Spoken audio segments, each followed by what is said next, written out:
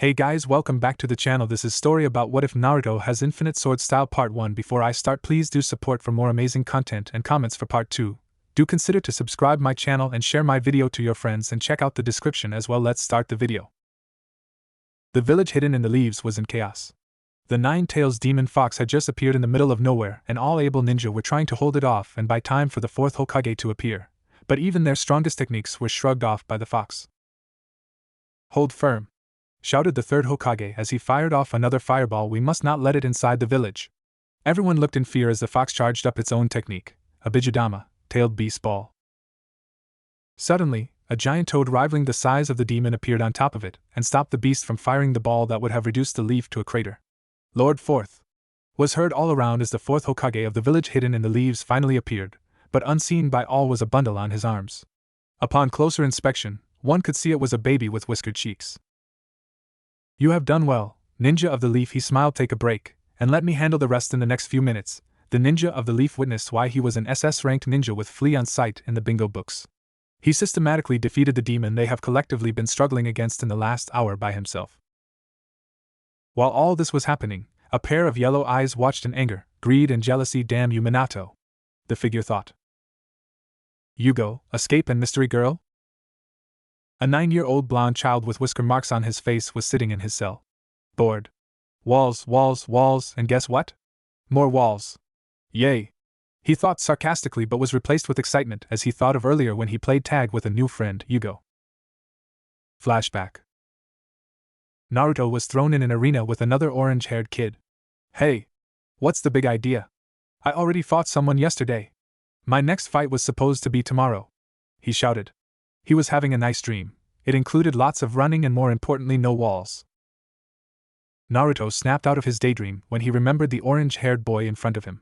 Wait, orange? This can't be too bad. Anyone who has orange was alright in his books. Hey there! My name is Naruto, he greeted. What's your name? He asked, but all he got was silence.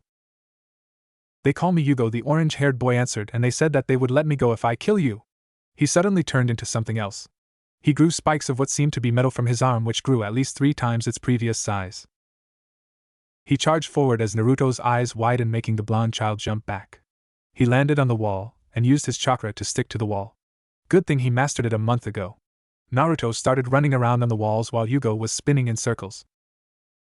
Stop running! He screamed as he charged, looking to squash Naruto. Naruto, seeing the impending danger, moved a bit up the wall as Yugo punched the jump down and used Yugo as a springboard to jump on the opposite wall. Tag, you're it? He stuck his tongue out childishly. This continued for the next half an hour until Yugo got tired and reverted to his previous state and fell unconscious. Flashback end. Yep, today was fun, he smiled. Unfortunately, Orochimaru had decided that it was time to move him, and now he got another cell. I liked my old cell too, he pouted. Suddenly red lights started flashing and his cell's door opened. Code red. Code red.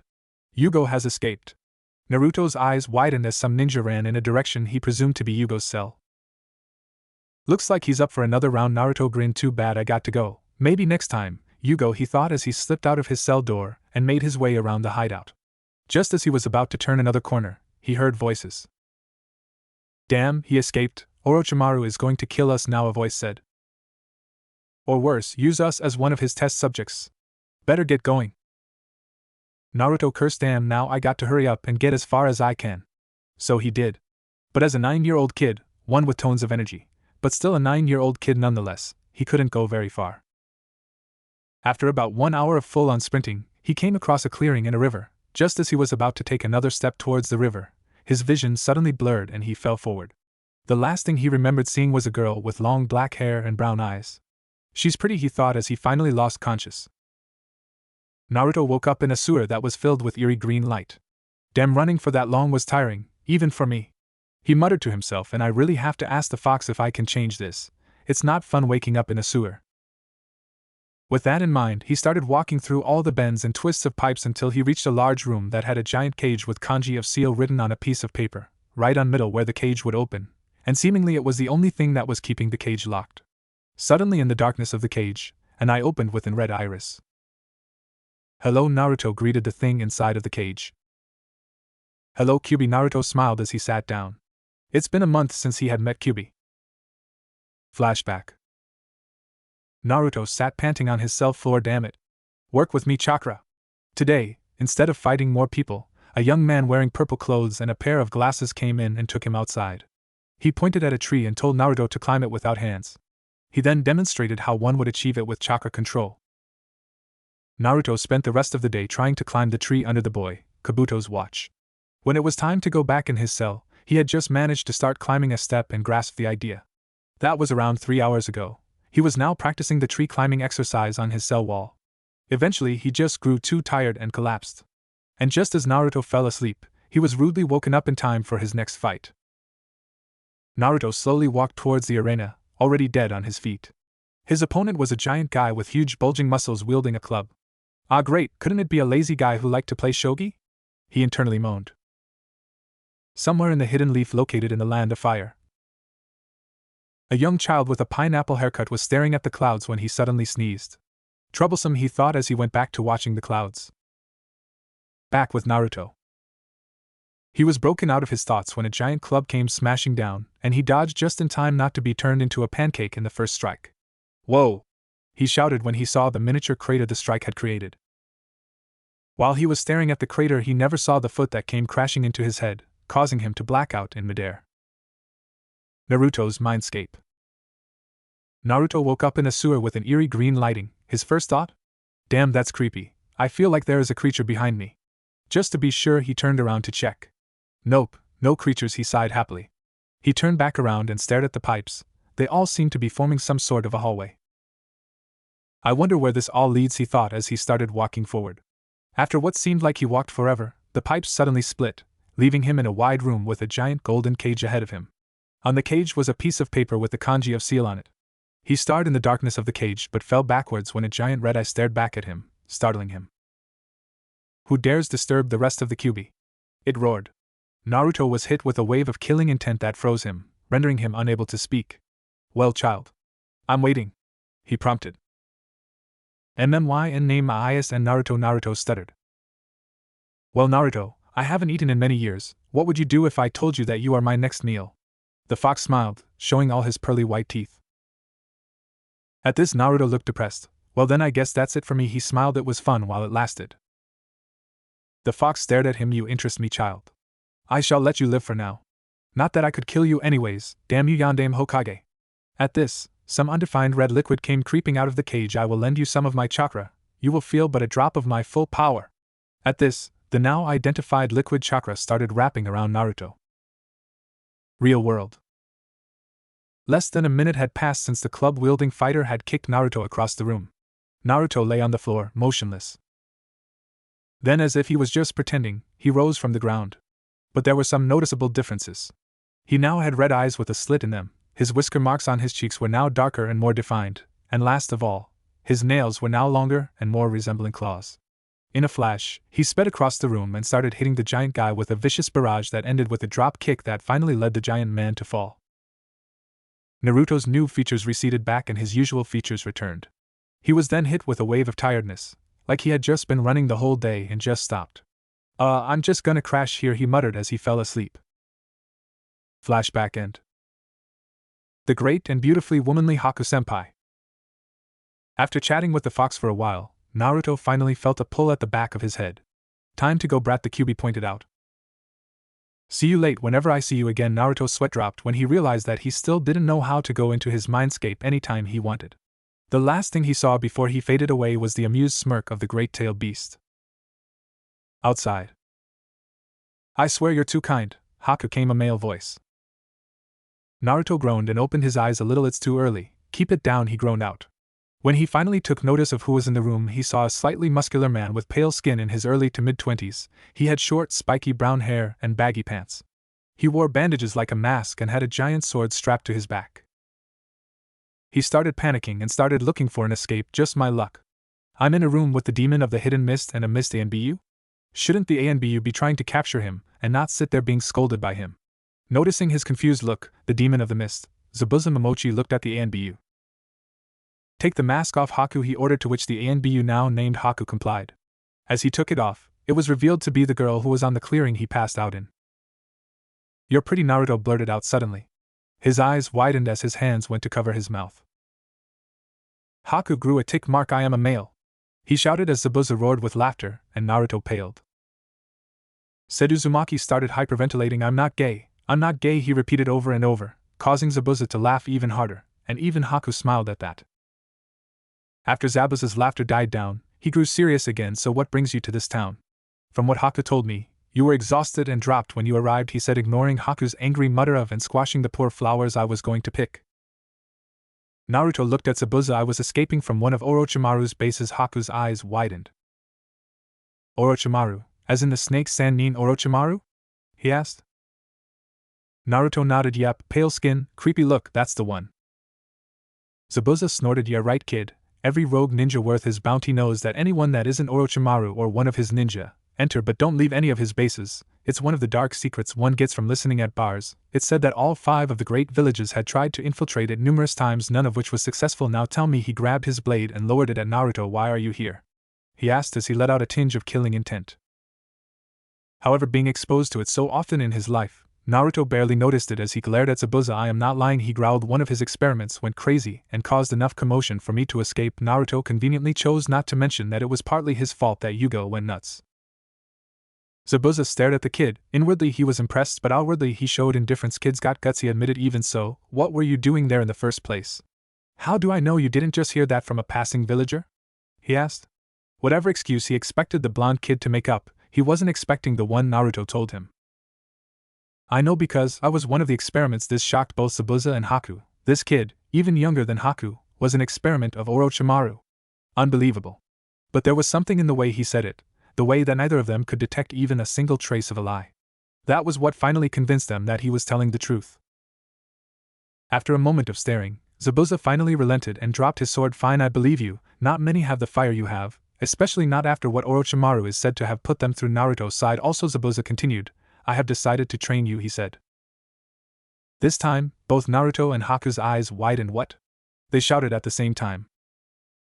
Zabuza smiled behind his bandages. You are a diamond in the rough, kid. Not many have the potential you have, and just like that, Naruto was to be trained by the demon of the mist himself.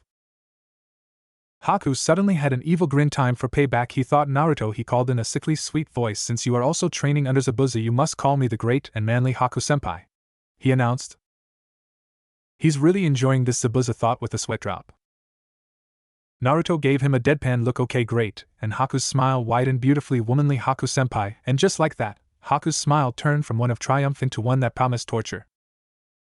Zabuza couldn't hold it back anymore as he let out another round of laughter when he saw Haku starting to chase Naruto and throwing ice senbon, which Naruto showed an incredible agility in dodging despite Haku's accuracy and speed. Things are bound to get a lot more interesting with that kid around, he thought. Having had enough of time being wasted, Zabuza asked Naruto and Haku to spar, just to get an idea of what Naruto can do. Enough. If you want to run around chasing each other, then do it as a spar, not some 5-year-olds playing tag. Haku had an evil grin as he put on his mask. Yes, Zabuza, he said as he started attacking the unprepared ninja. Hey, don't I get some weapons or something? He complained as he dodged the punches of Haku. 2 minutes later. Not bad, you sure are fit enough. Haku's voice sounded much deeper from behind the mask as he kept attacking Naruto in hand-to-hand combat. He was right, Naruto had little trouble keeping up with Haku's impressive speed, but the overall technique was where Naruto was lacking. Haku methodically kept bombarding Naruto with strikes, without giving much of an opening for his opponent, who could only rely on his purely physical attributes and raw talent. That wasn't enough though, and soon Naruto was sent rolling after a powerful kick from the masked shinobi. Damn it! Naruto growled, picking himself up, but Haku was not about to relent.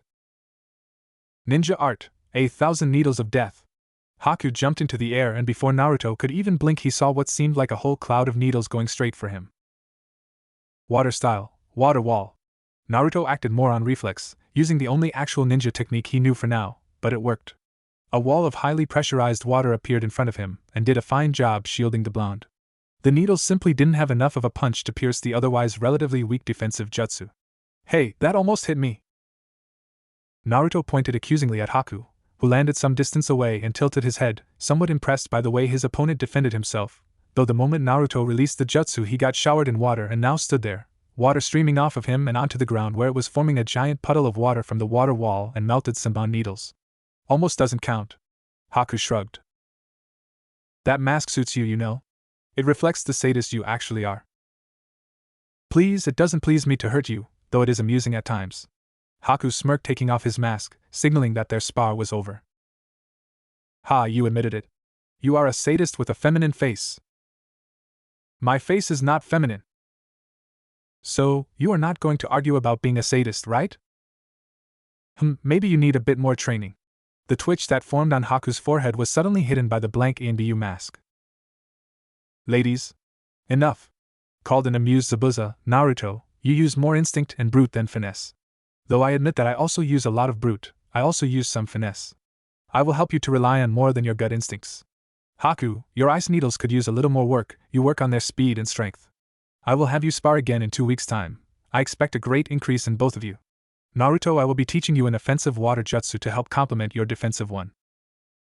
Yes, Zabuza, they called together. I'll never say it out loud to the kid, but he's got a strong water wall there. If he masters it, it might even be strong enough to block a full swing of Executioner Blade. He must have an extremely high affinity to water, possible even higher than my old teammate Kisame or the Leaf's second Hokage, Zabuza thought as he walked away. 2 weeks later. It's been 2 weeks, and true to his word, Zabuza had Naruto and Haku spar again. Are you just going to keep dodging? Haku broke off the attack, allowing Naruto to move back, creating some distance. His defense was pretty solid at this point. Haku could not penetrate it without resorting to some more exotic means. But Naruto was mostly just defending, either dodging the attacks, or when there was no other option, using a substitution or the water wall. I'll attack when the time is right, not when you want me to, the blonde replied while catching his breath. His stamina was beyond impressive, but hardly limitless, though it will grow as he ages. That is actually pretty smart. But you do know that those who are only defending are bound to be defeated. Yeah, offense is a perfect defense, Zabuza says that often. So, how about we keep going? Oh great. Naruto rolled to the side, avoiding a barrage of needles that Haku sent at him without any warning. Naruto often wondered where the masked ninja was carrying his seemingly never-ending supply of those things. But he had no way of keeping that thought as he was once again running, dodging or using the environment to his advantage. But as before, he eventually had to resort to ninjutsu. Water style, water wall. As before, the barrier of water materialized, blocking the numerous Senbon needles, but it also made it hard to see what was in front of him. Suddenly a foot came breaking through the relatively weak and hastily put up barrier, striking Naruto in the chest and throwing him back, forcing the jutsu to collapse in a harmless puddle of water under Haku's feet. Told you. Even from behind the mask the mocking tone was evident. Haku took a step forward, but then saw Naruto look up with a smirk. So did I. Water style, glimmering water chains. Huh! Haku looked down and realized he made a mistake. The water from the collapsed water wall was now used as a weapon and Haku walked right into it.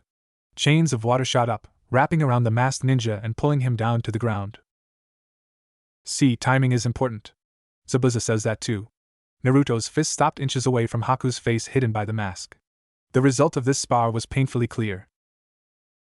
TSK, fine, I'll admit you got me this time.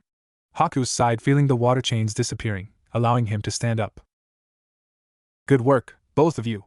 Came the deep voice of Zabuza. Haku, your ice needles have gotten harder and stronger, he said, looking at the needles stuck in some trees, buried about 3/4 through on the tough bark. Naruto, that last move was well executed. You managed to lure Haku into the water wall and use the remains to execute the next technique flawlessly, he said in a proud. The boys beamed at the praise. I am going to give you another jutsu, though this one can be used both offensively and as support, he said as he went through some hand signs. Water style, water clone jutsu. Out of the remains of Naruto's water wall, several clones of Zabuza appeared. Naruto watched in fascination as the water suddenly gained shape and color. Water clones, they contain about 1/10 of their creator's strength, and they can only travel a short distance away from the creator. They only take one hit to dispel but don't take a lot of chakra to form. Once dispelled, they will leave a puddle of water, which they can be recreated or used for another technique, he hinted. Naruto's eyes widened. Cool. So if I make a lot of water clones, I can have an army, and when they dispel, I can make my water chains out of them. Zabuza was impressed. The kid was smarter than he had originally thought. Yes, and many more, but for now, first learn it. Naruto's sweat dropped, having forgotten he had to learn the technique first. Right? He rubbed the back of his head sheepishly. Haku's sweat dropped, I swear I have no idea what goes on in that thick skull of his. Zabuza went through the hand signs slowly while Naruto copied him, water style, water clone jutsu, they shouted at the same time. Suddenly the clearing they were in was filled with 10 more Zabuzas and 200 more Narutos. Haku and Zabuza just stared at Naruto. Incredible! He just made at least 100 clones and he doesn't even look winded. Naruto let the technique drop. Wow, you're right. I didn't even feel a drain on my chakra. What? They shouted, even I would have trouble making that many. When I said they don't take a lot of chakra, I did not mean they wouldn't, continued Zabuza. How much did you use? An extremely small amount? Naruto answered uncertainly. Zabuza sighed, you clearly have a problem with chakra control. The water wall and water chains don't require much chakra control, but the water clone is different. The more chakra you put in, the more clones you get out. He explained. Do you know the tree climbing exercise? Zabuza asked. Yes, I mastered it a month ago, Naruto answered. Water walking? No, just tree climbing. Zabuza sighed. Haku, show the kid the water walking exercise. I'm going to send a message to call in a favor, then get a drink, he said as he walked away. Did I do something wrong? Naruto asked fearfully. Haku just sighed. Come on, let's get you started. There is plenty water here, he said as he looked around. 1 week later. Naruto had finally gotten water walking down. Having finally stopped falling in the cold water, he was ecstatic. Yes! He shouted, jumping on the water. Unfortunately, he had not reached the level of control to jump and move normally on water yet. Thus he was met with the cold water once again. On the sidelines, sitting on a tree, Haku smiled, looking at Naruto from the corner of his eye. Maybe you should practice a little more before you start jumping like that, Naruto, he suggested before going back to inspecting the ice needle he had created. Shut up, Haku! Naruto retorted as he climbed back on the shore, grumbling about stupid water and how he was going to beat it to death. Sometimes Haku really wondered about the sanity of the blonde. Finally back to where he was originally, in the middle of the lake. Naruto cheered, careful not to jump and fall again. He started walking a little faster before he fell again. Again he swam back to shore and repeated his steps.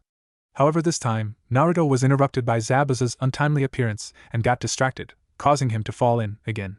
Swimming back, he glared at Zabuza, who looked back in amusement. You're a couple years too young to intimidate me with that pitiful excuse of a glare, he said, amused. Haku jumped down from where was twirling the ice needle, so he replied? Haku asked. Naruto was confused. Who was he?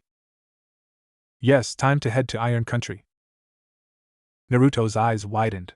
He had learned about Iron Country. Apparently they were the only place that had remained neutral in the last 3 great shinobi wars and had no ninja but were left alone regardless. They were well respected and the only place that produced strong samurai instead of shinobi. Their leader was also said to be able to slice a fully fledged jonin in half before he had even finished his first hand sign. But they were also rumored not to accept any ninja.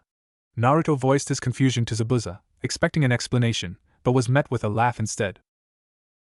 Taking pity on Naruto, Haku explained the situation to him. Lord Mifune, the ruler of Iron Country and leader of the samurais, met and fought Zabuza back before he became the leader. They crossed swords during a misunderstanding on a mission. They were assigned to protect the daimyo of 2 countries, and when they arrived at the designated location, they thought the other was the enemy and crossed swords.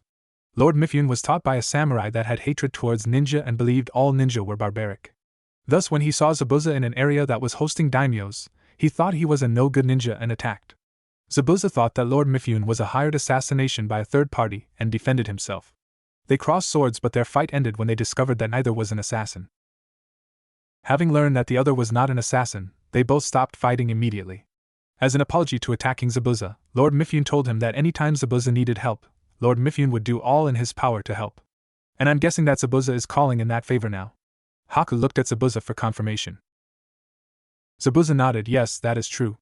Besides, seeing how you fight, your unpredictable nature and your natural-born instincts, I have come to the conclusion that you will be one of the best swordsmen, and what better place to start than the land whose forces is comprised mostly of swordsmen. Naruto's eyes were wide at the new information. Zabuza had fought the leader of samurai to a draw. The same one who is said to kill jonin without them completing even one hand sign? Only one word would describe this. Awesome, he shouted, jumping and almost hitting his head on the branch Haku was sitting on. A week later. 3 figures clad in a brown cloak were seen traveling the snowy roads of Iron Country. The tallest one had a huge sword on his back and bandages around the lower half of his face. The other two were about the same height. One had blonde spiky hair, and the other looked female. The female-looking one's hand was rapidly twitching towards a pouch on his leg. I swear, if another passing guy hits on me again, I'm going to stick this Saban where the sun doesn't shine, Haku muttered darkly. Relax, Haku, we are here, Zabuza said with a slight smile behind his bandages. Naruto looked down from where his eyes were watching the birds of iron. He looked forward and saw two samurai in front of them, guarding a gate. Halt! This is as far as you get, ninja, one of them spat, hand already on his sword. Haku and Naruto's hands flew towards their pouches, ready to grab a weapon to defend themselves, while Zabuza simply put his hand in his cloak and withdrew a scroll. He tossed the scroll towards the other guard. Who are you to deny me an invitation from your leader? He asked in a bored tone. The two guards' eyes widened as they read the contents. Our apologies, we were not informed of your arrival, they bowed. I will take you to Lord Mifune immediately. The second one said, follow me. They trio followed the samurai guard through the city, drawing curious looks from the inhabitants. Naruto looked around in wonder. So this is what Iron Country looks like. Soon they arrived at a mansion. Mifune was already there, ready to greet them. Mifune was a slightly old man with a goatee, slightly long hair at the back of his hair, and bandages around his head. He was dressed in purple robes with a sword at his side. Zabuza, old friend, it's been so long. I thought you forgot me. He smiled. No, Mifune, I remember you, and your offer. I have come to take you up on your offer. I have found a student whom I believe has the potential of being one of the best swordsmen, even better than you, Zabuza said in a flat voice. Mifune's eyes hardened and he lost his smile. Let's talk about this inside. Takashi, back to your post. Yes, Lord Mifune. The samurai bowed and left. The group went inside the mansion, though huge, had a cozy feeling. Once inside, they sat on some chairs and Mifune looked at Zabuza. Now I believe that my elders have been failing me. I know I did not hear you say that one of these children has the potential to be a greater swordsman than me. I did, was Zabuza's simple answer. Impossible. Mifune shouted. To become a great swordsman, one needs years of discipline, many hours of sweat, and an unbreakable will. You should know better, Zabuza. Mifune looked at him in disappointment. Naruto has a unique fighting style. He has not had any training, yet he can beat some chunin. He relies more on instinct, and you know how rare natural-born instincts are. He looked pointedly at Mifune, who still looked skeptical. Besides, he has an unbreakable will, as he had shown. For how long had you been Orochimaru's experiment, Naruto? Zabuza looked at Naruto. Since I can remember, I'm guessing since birth. Naruto answered without hesitation. Mifune's eyes widened. Even he had heard about the Rouge Ninja Orochimaru and his experiments that can break a grown man in less than a week. And judging by Naruto's height and structure, he must have been only 9 to 10 years old. And he doesn't seem insane or bloodthirsty either, he thought. Very well, I shall give him the benefit of a doubt for now. I shall put him through an obstacle course for young samurai. It will test the mind and body. If he passes, I will have a sword made to fit him, and give him beginner's training. He conceded. However, if he fails, you must admit that you are wrong and I was right. Mifune held out his hand. Very well, they shook hands, Zabuza looking at Naruto. Mifune led the trio of ninja to a small courtyard filled with test dummies and a table with many different swords. For your first test, you will select any sword you want from this table. Pick one you feel most drawn to, Mifune commanded. Naruto looked at the table that was displaying over a dozen swords. Finally, he chose a simple katana. Now you are to destroy as many of those dummies as possible. You may only use your sword and legs. You only have 5 minutes. Begin when you are ready. Looking at the dummies, Naruto remembered the first time he picked up a sword. It was on their way to the land of iron. Thinking of that day made phantom pains run through his body. But then and again, it allowed him to at least know some form of swordsmanship beforehand, and compared to that sword, the katana in his hand barely weighed anything. Flashback. The 3 ninja were on their way to the land of iron when it started to rain. Ah man! I can't see anything in this rain, Naruto complained. Shut your whining! Zabuza shouted over the downpour. There is a town not far from here. We will stay there until the rain clears. Next morning. The next morning Zabuza led Haku and Naruto into a small clearing. He unsealed a sword and explained, this is what I used to use before I could wield my executioner blade. It helped me build my strength and stamina so I can use it easier. Naruto just looked at the sword in wonder. Pick it up, Zabuza pointed to the large no-gacha sword in front of Naruto. The blade wasn't anywhere close to the size of the massive blade used by the demon of the hidden mist, but it still seemed too big for Naruto's relatively small frame. After some struggling to get it out of the earth, Naruto finally managed it. Alright, now what? Naruto rested the blade on his shoulder. Now Haku has prepared some targets for you to go against. Zabuza tilted his head and Naruto turned around, noticing how the puddles left after the rain began to turn into replicas of the masked ice user. They didn't seem very active though, most likely they were just targets, but relatively realistic ones. What are you waiting for, brat? An invitation? Get to work. TCH, fine. Naruto dashed forward. He cleaved right through the nearest target, but then nearly fell over. The sword wasn't helping his balance. As a result, the next strike missed horribly, and that's against a stationary target. Are you trying to be pathetic, or does it come naturally? Haku laughed while sitting on the edge of the roof. Oh, shut up, you gender-confused bastard. I am not gender-confused. Who are you trying to fool? Ah! Naruto screamed when Zabuza's massive blade struck the ground right in front of him, nearly cleaving the boy in half. I said get to work, Zabuza growled, and that voice promised nothing but pain. I'm going. Naruto went on swinging the blade, but again it wasn't as simple as it seemed. Work with the blade, not against it, the veteran assassin instructed, while leaning on the flat side of his own massive weapon that remained stuck in the ground. Yeah, how do I do that? Naruto nearly fell over. The blade had no problem disposing of the targets, but that was the only good thing about it so far. Figure it out, was the only reply he got. For crying out loud! Naruto nearly screamed when he almost fell over again, but the sword still hit the ground again. As before, the blade was too heavy. After a strike it was hard to force it up or to the other side. But then again, perhaps that was what Zabuza meant. Naruto allowed the heavy blade to continue its path and spun around, using the momentum to bring the weapon down in a devastating overhead slash. Aha, so that is how you do it. Naruto cheered in triumph. Haku leaned closer, noticing how Naruto began to use the momentum of the heavy weapon to turn strikes into combinations of slashes. They were crude, amateurish, but they were effective, and they showed the raw talent of the boy, who managed to figure things out more due to his instincts than actual logic. Given enough training, he would become a true beast on the battlefield, and the rapidly disappearing targets were clear proof of that. Phew, done, Naruto sighed and again rested the blade on his shoulder. He was soaked in both water and his own sweat, but looked pleased with himself. So, now what? Repeat. Zabuza shrugged and Haku restored the targets. You've got to be kidding me. Naruto whined. End of flashback. A katana. According to what Zabuza said, it would suit him well. It is extremely flexible and deadly if wielded correctly, and is capable of wild and unpredictable movements. Perfect for someone like him. After all, a person who relies more on instinct and improvising instead of solid forms is a deadly opponent. But a true master will have solid forms but can improvise in a moment's notice, Mifune thought from the sidelines. PFT those things? Easy. Naruto dashed forward, striking the nearest training dummy, though apparently it wasn't as simple as that. No, hitting the thing wasn't hard, but apparently the thing could spin after the blow, and to make matters worse, the mechanisms inside made various sections move in different directions. The result was obvious. A strong wooden limb struck him in the back of the head, and Naruto fell face down in the mud. Time waits for no man. Mifune crossed his hands on his chest.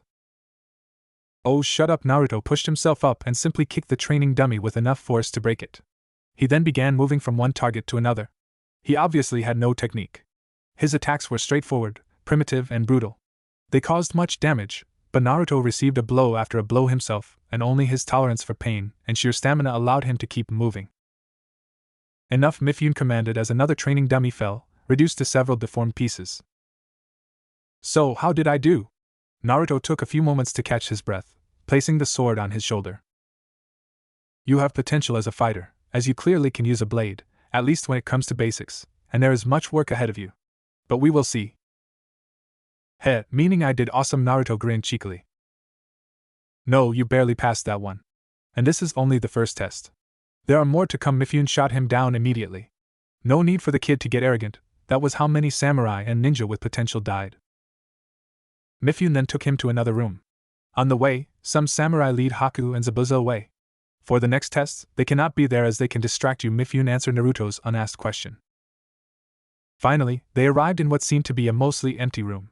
There was a container of water with a rope and dummy above it, and a pedestal about 3 meters away. The floor was made of many uneven tiles, Some were high, some were low, and others were just in between. As he was taking this all in, Mifune started talking. Before we begin, tell me, why do you wish to train in the ways of the sword? Naruto was unprepared for the question but answered anyways. I want to get stronger. Only then can I protect my precious people.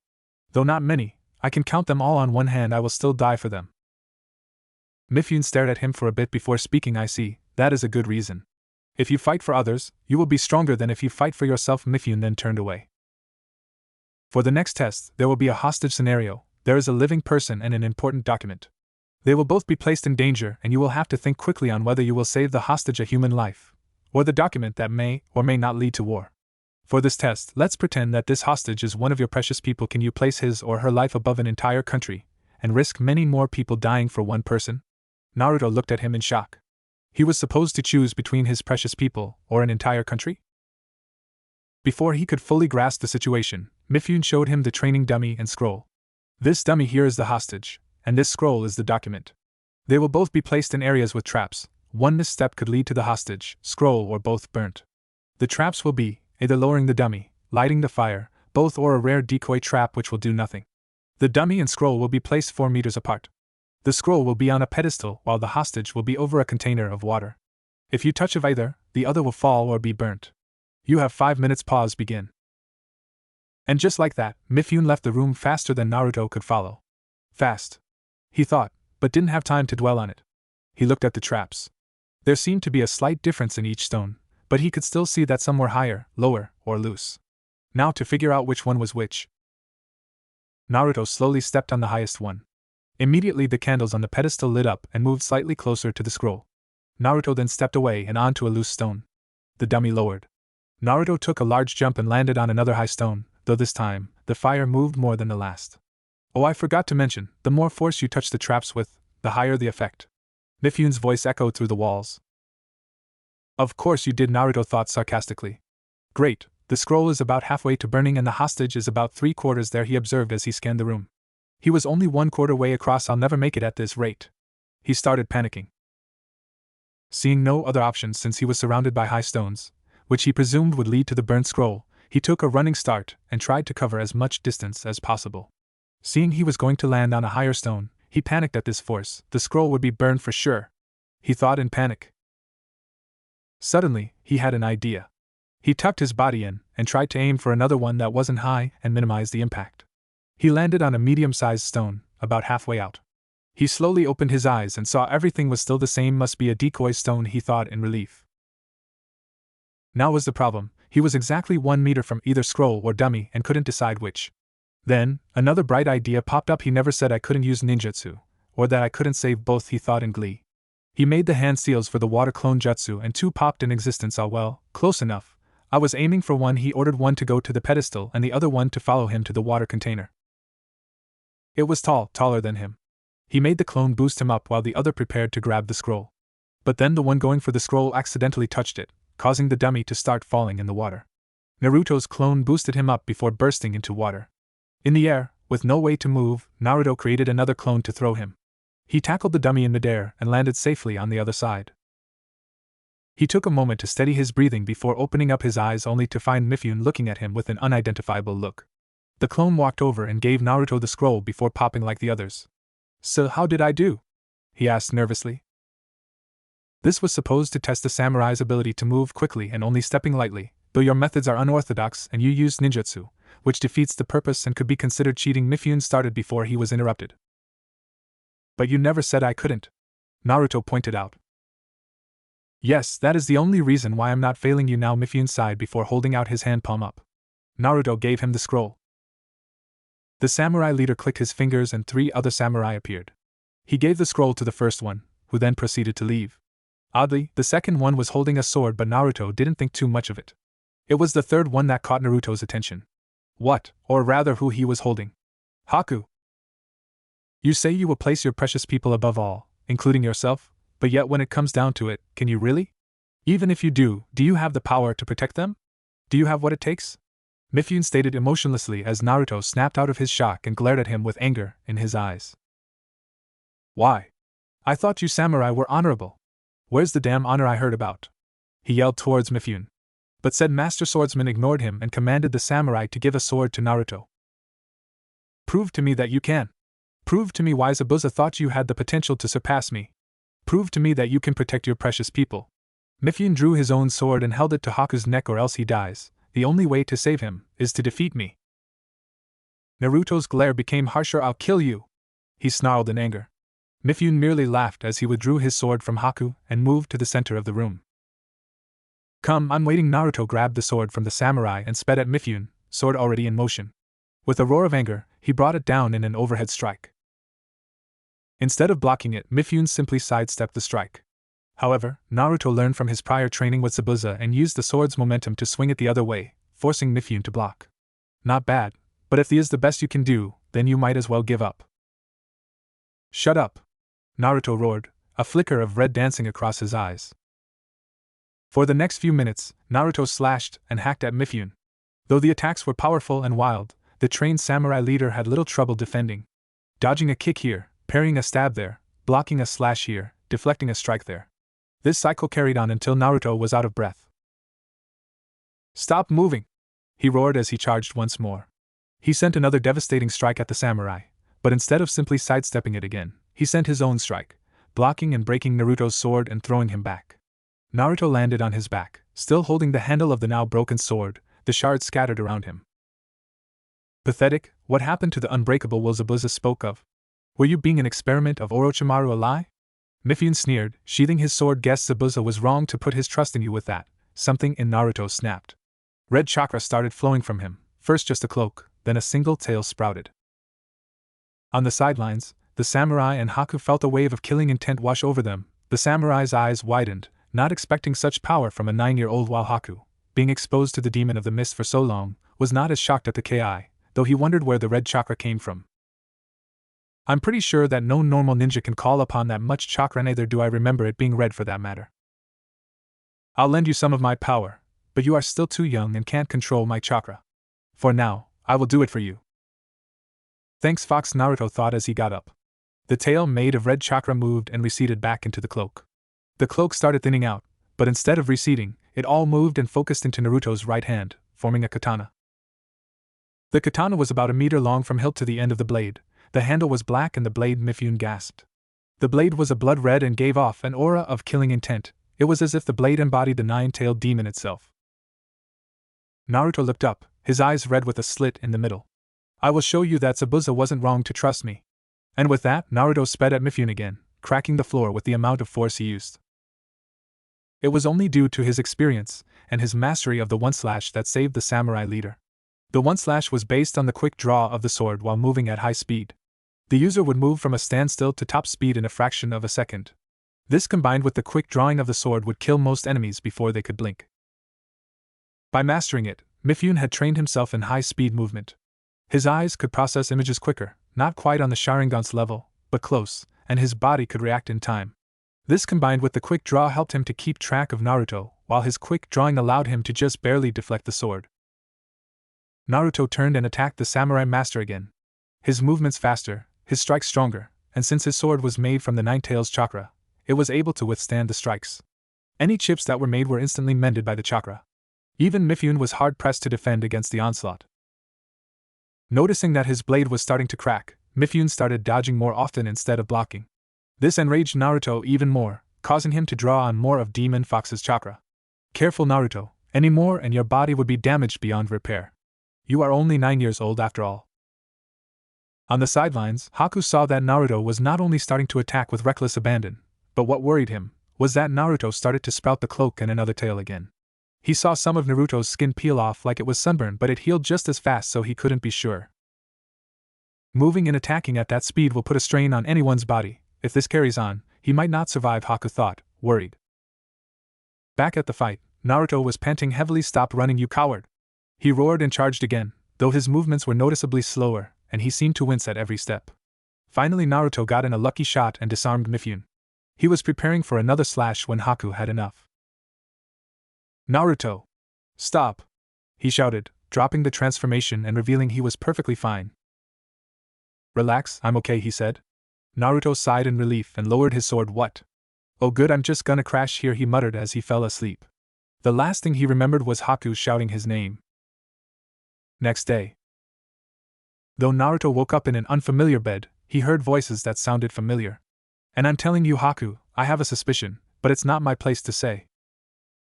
Naruto groaned. I hope me being woken up by you two after going unconscious isn't going to be a normal thing. Good, you're up, kid. Mifune wants to talk to you, came the gruff voice of Zabuza, already getting up and heading for the door. After some grumbling about damn eyebrowless demons and a few lost brain cells due to being hit on his head later, the trio of ninja arrived at the mansion of the samurai leader. Is it wise to keep hitting him, Zabuza? He doesn't have much more brain cells to lose. Yeah, hey. Mifune was interrupted from reading his newspaper when the one official and two unofficial ninja came around the corner. Mifune's eyebrows rose when they saw Naruto being restrained by the other two. Come on, guys. It's not like I'll attack him. Haku wasn't hurt, so there is no need for me to hold a grudge. Yet just to be safe, kid, Zabuza drawled through his bandages. Cue more muttering from Naruto and a hit courtesy of Zabuza. Seeing as he was going to go into another rant, Mifune decided to interfere. You heal fast, Naruto. I wasn't expecting you to be out of hospital for another 2 days. Naruto shrugged. I heal fast. One of the main reasons why Orochimaru was so interested in me. Mifune nodded. One of them? Yeah, though sometimes before I fall unconscious, I hear some mutters of immortality, blonde bastard fourths, revenge, and Uzumaki's. I see. Mifune pursed his lips, then glancing at Zabuza, whose eyes widened a fraction of a margin. Well, back to what I called you here for. I am a man of honor, and since you passed my test, I will train you in the ways of the sword, and since you impressed me, managing to disarm me, no small feat for someone who is still a beginner, even if I wasn't going all out, I will teach you the technique that made me famous, the one slash. One word summed up what was going through the blonde's head. Cool. Mifune chuckled. We will start your training tomorrow. Be here at 8, clear? Naruto saluted. Sir, yes sir. Now off with you. I want to discuss some grown-up stuff. Haku, watch him and make sure he doesn't get into trouble. Yes, Mifune-sama, he replied, causing Naruto to pout as they walked out the door. No fair, you're just as young as me. But I'm still more mature than you. No, you're not. Yes, I am. Femboy. Knucklehead. Mifune and Zabuza sighed as the two continued bickering as they left. Finally, when they couldn't hear the boys anymore, Mifune turned to Zabuza. Now I believe that you had something to say? He inquired. His parents, was the simple answer. What of them? Don't act ignorant, Mifune. I'm sure you've come to the same conclusion. He's the child of the Leaf's red-hot-blooded habanero and the yellow flash. How did you come to this conclusion? Come on, Mifune. Don't tell me you are going blind? Naruto is almost a carbon copy of the Namikaze, and the only woman that he was rumored to be dating was Kushina Uzumaki. And it is no surprise that Orochimaru would hate him. They were both candidates for the position of Yondaime Hokage. If Namikaze had a child, Orochimaru would jump at the first chance to kidnap him because the Namikaze stole what was rightfully his.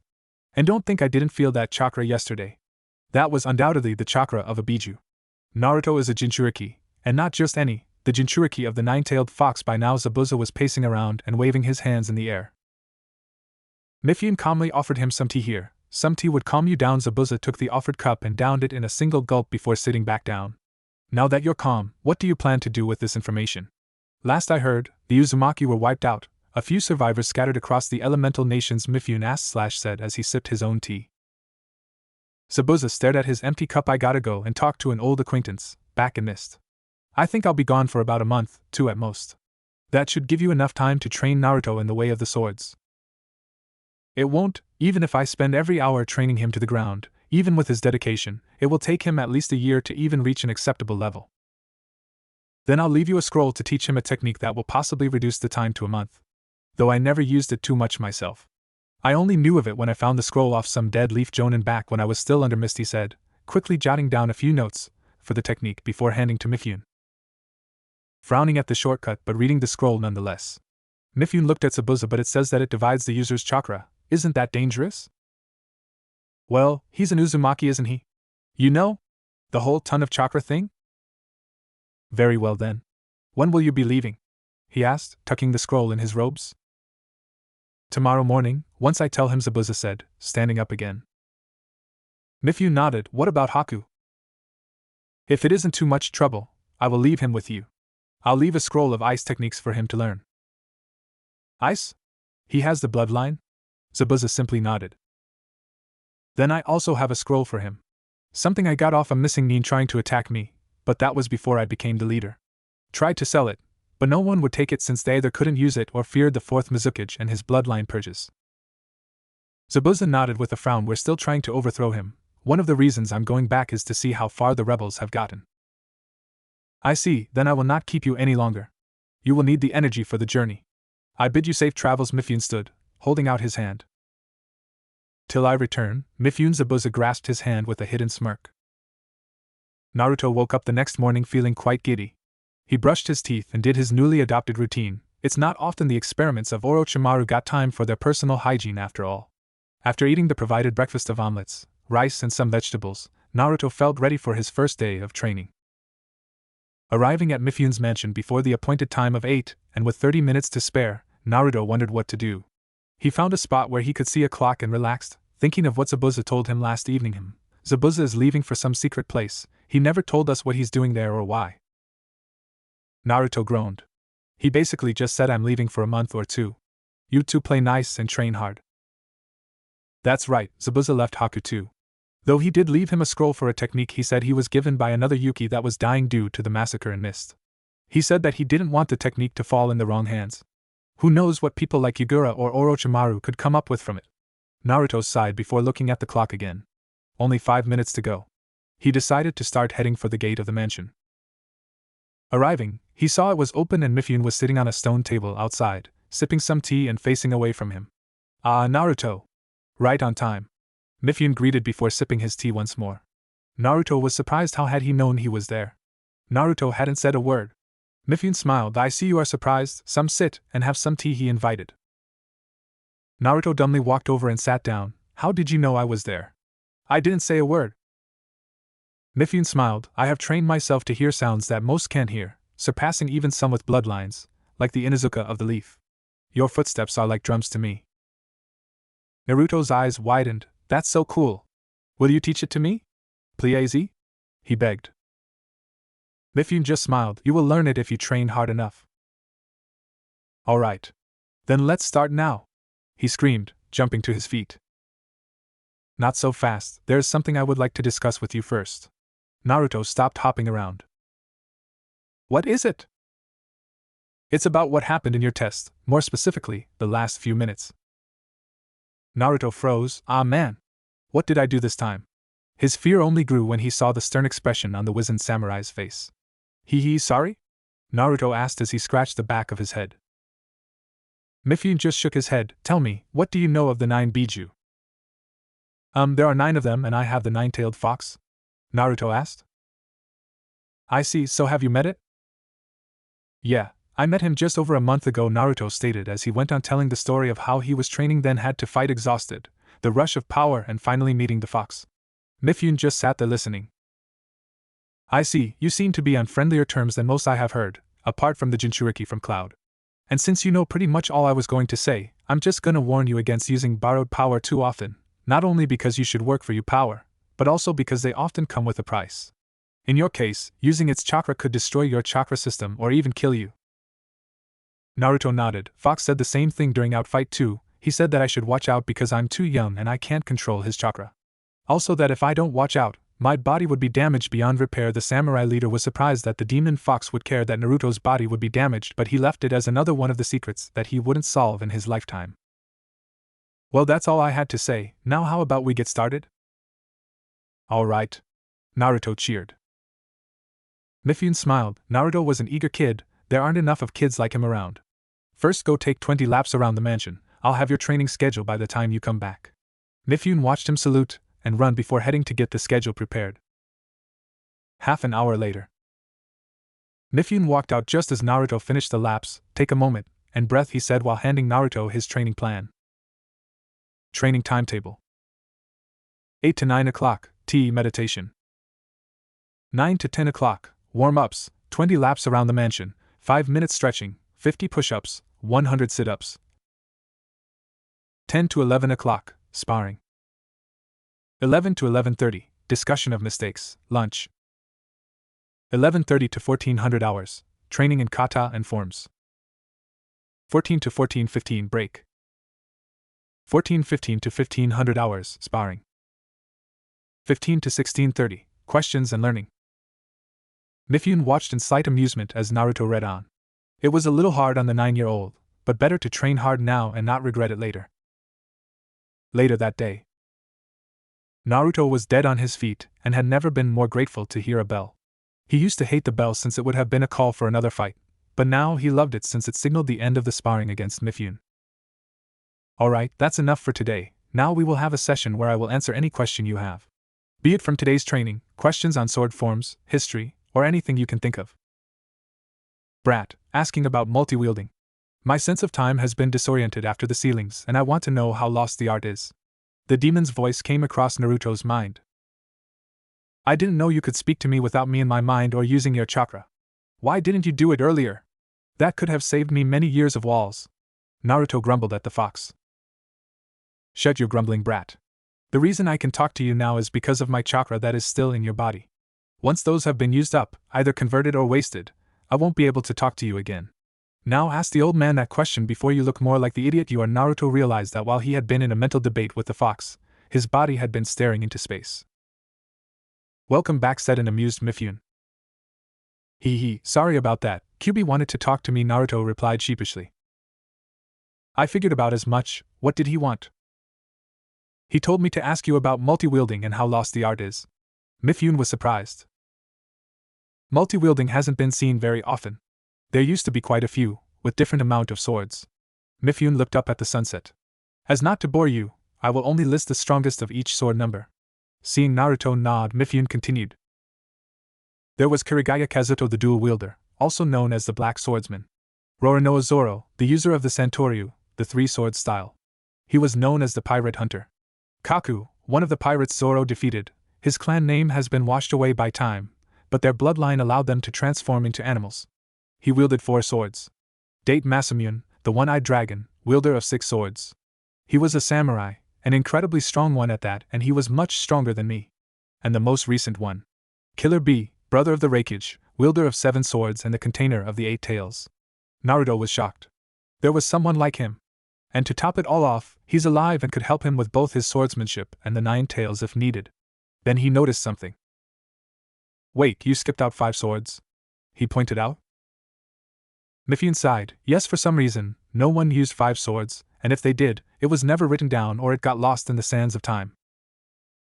Naruto nodded. So the highest amount of swords was 7? He asked, feeling a little pride of his fellow container's achievement.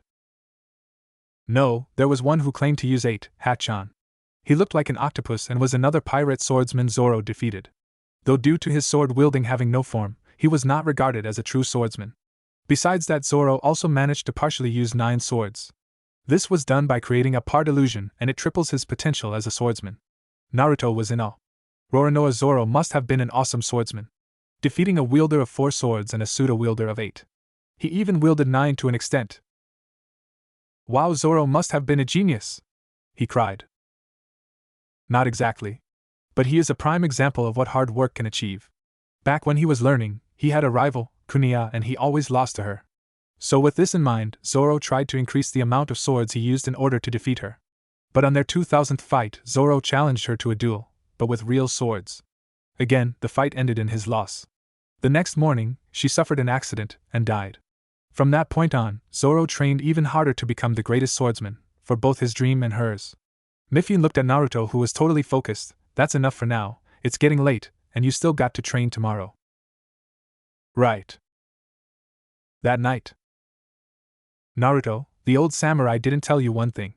The best swordsman, the best of the best, one of the creators of the infinite one-sword style.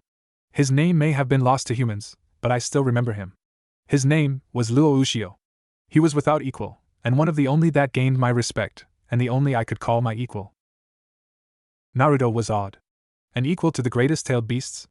Even the weakest were a threat to a Kage-level shinobi, but the strongest was something that was feared by all. And this guy was his equal? The reason I told you to ask Mifune was not just because I wanted to see how the multi-wielding art is, but also to see if they still remembered him. But from what I heard, they don't even know of his art anymore, even if they practice a watered-down version of it themselves. He growled. Naruto was slightly scared of him and the killing intent he let off. It was much more than anything he had ever encountered. Maybe it was some act of self-preservation, maybe it was something higher-up's idea. Whatever it was, it caused him to make a foolish decision. Then show me his ways, teach me his style, allow me to remind them why the infinite one-sword style was so feared. He looked at the giant chakra construct. Ha! As if a little brat like you would ever manage to be that good. He laughed. The reason it was feared is because of the devastation its techniques could cause, and the mastery required. Lu created it and split it into 9 stages. The body, movement, sword, double sword, summoning, skewering, massacre, Hell's Ascension, and the final stage, the Infinite Master. Then I will master it. And become the next Infinite Master, Naruto shouted with determination. Kyuubi shook his head. That is impossible. To become an Infinite Master, you must be trained by one of them, and I doubt any are alive. Naruto lost some of his enthusiasm. What about you? Can't you teach me? The fox shook his head again. No, I'm not a master, and though Luo tried to train me, I only got up to stage 7, and that was only due to my demonic nature, meaning I didn't exactly master the style the normal way and my way wouldn't work for you. I can only teach you up to stage 5. Then teach me, Naruto asked. What about when you reach stage 5? What then? I'll find a way to go to the next stage somehow. Naruto was really grasping at the straws now. Fine, I'll start your training when you wake up. Yes. Naruto cheered. Now let me be. Before Naruto could reply, the sewer disappeared and he was thrust in another world, one of his own dreams. The next morning, Naruto woke up as usual, but when he tried to get up, he was met with more resistance than he expected. Before he could freak out, he heard the sound of the fox. I had added resistance seals to your body. This is stage 1. You will have the resistance seals on at all times. This helps you improve your speed faster. When you get used to it, I will up the resistance again. What about my training with Mifune? He asked. You will still train as you would. You will need some of the basics for the infinite one-sword style. Naruto sighed as he went about his morning routine with some difficulty, but nothing he couldn't manage eventually. 8 a.m. Naruto was at Mifune's mansion, ready for training. After some tea, where Naruto told Mifune about the resistance seals, when the samurai asked why Naruto was moving so slow, and meditation, Mifune decided to give him the scroll on shadow clones. Naruto, seeing as you are still getting used to the resistance seals, let's take it a bit easy today. Zabuza gave me this ninjutsu scroll for you to learn. Now, while we samurai don't use ninjutsu often, I believe this will help you with your training. Naruto took the offered scroll and read it out loud. Shadow clone jutsu, he muttered. I have read the scroll myself, and it appears that this technique divides the user's chakra to create clones, and when the clones dispel, the user gains their memories. Mifune said. Naruto nodded. I'll get to it right away, he said. It took him the whole day, having to stop a few times to replenish his chakra, but by the end of the day, he had gotten to the point where he was confident he wouldn't fail at performing it. By the end of it all, he only had time to smile for a brief moment before falling unconscious due to chakra exhaustion. It's been almost 2 months. Mifune had gotten a message from Zabuza stating that he would be back soon. With this in mind, he decided to conclude Naruto's training. Naruto had been working hard in the 2 months. After discovering Naruto's amazing ability to mass-produce shadow clones, Mifune put it to good use. With at least 10 samurai supervising to ensure he did the training correctly, and if had any questions. Mifune also designed a separate training schedule for the clones. He had 100 working on kata, 100 working on education. He discovered that Naruto only received the education he needed, and things like science and human anatomy were almost new terms to him, 100 working on the double and twin slash. Mifune also discovered that with the clones, Naruto learned the techniques at an amazing rate and mastered the one slash in a month. The double and twin slash were advanced forms that Naruto made up. The double slash was Naruto using 2 swords sheathed across his back and quickly drawing them. The twin slash was Naruto creating a shadow clone and standing on opposite sides of the opponent. Each would then use the one slash at the same time, cutting them into 3 pieces. All with at least 10 samurai to help, of course. The new timetable looked something like this. 8 to 9 o'clock, tea meditation. 9 to 10 o'clock, warm-ups, 50 laps around the mansion, 5 minutes stretching, 100 push-ups, 200 sit-ups. 10 to 11 o'clock, sparring. 11 to 11:30, discussion of mistakes, lunch. 11:30 to 1400 hours, sparring. 14 to 14:15. Break while dispelling clones in groups. 14:15 to 16:30. Double and twin slash. Naruto himself had grown quite a bit. He had lost most of whatever baby fat he had, grown a few inches, and was smarter than most 15-year-olds. His resistance on the seal had gone up twice. He was working on stage 2 of the training. Around when the second month started, the fox pulled him into his mindscape to tell him about it. Stage 2 of the Infinite One Sword style was about momentum. Naruto was taught how to keep momentum up and to move one move into another. The fox told him that it was essential to keep moving and keeping the enemy on guard. Unknown to Mifune, Naruto always created about 100 clones before arriving at the mansion.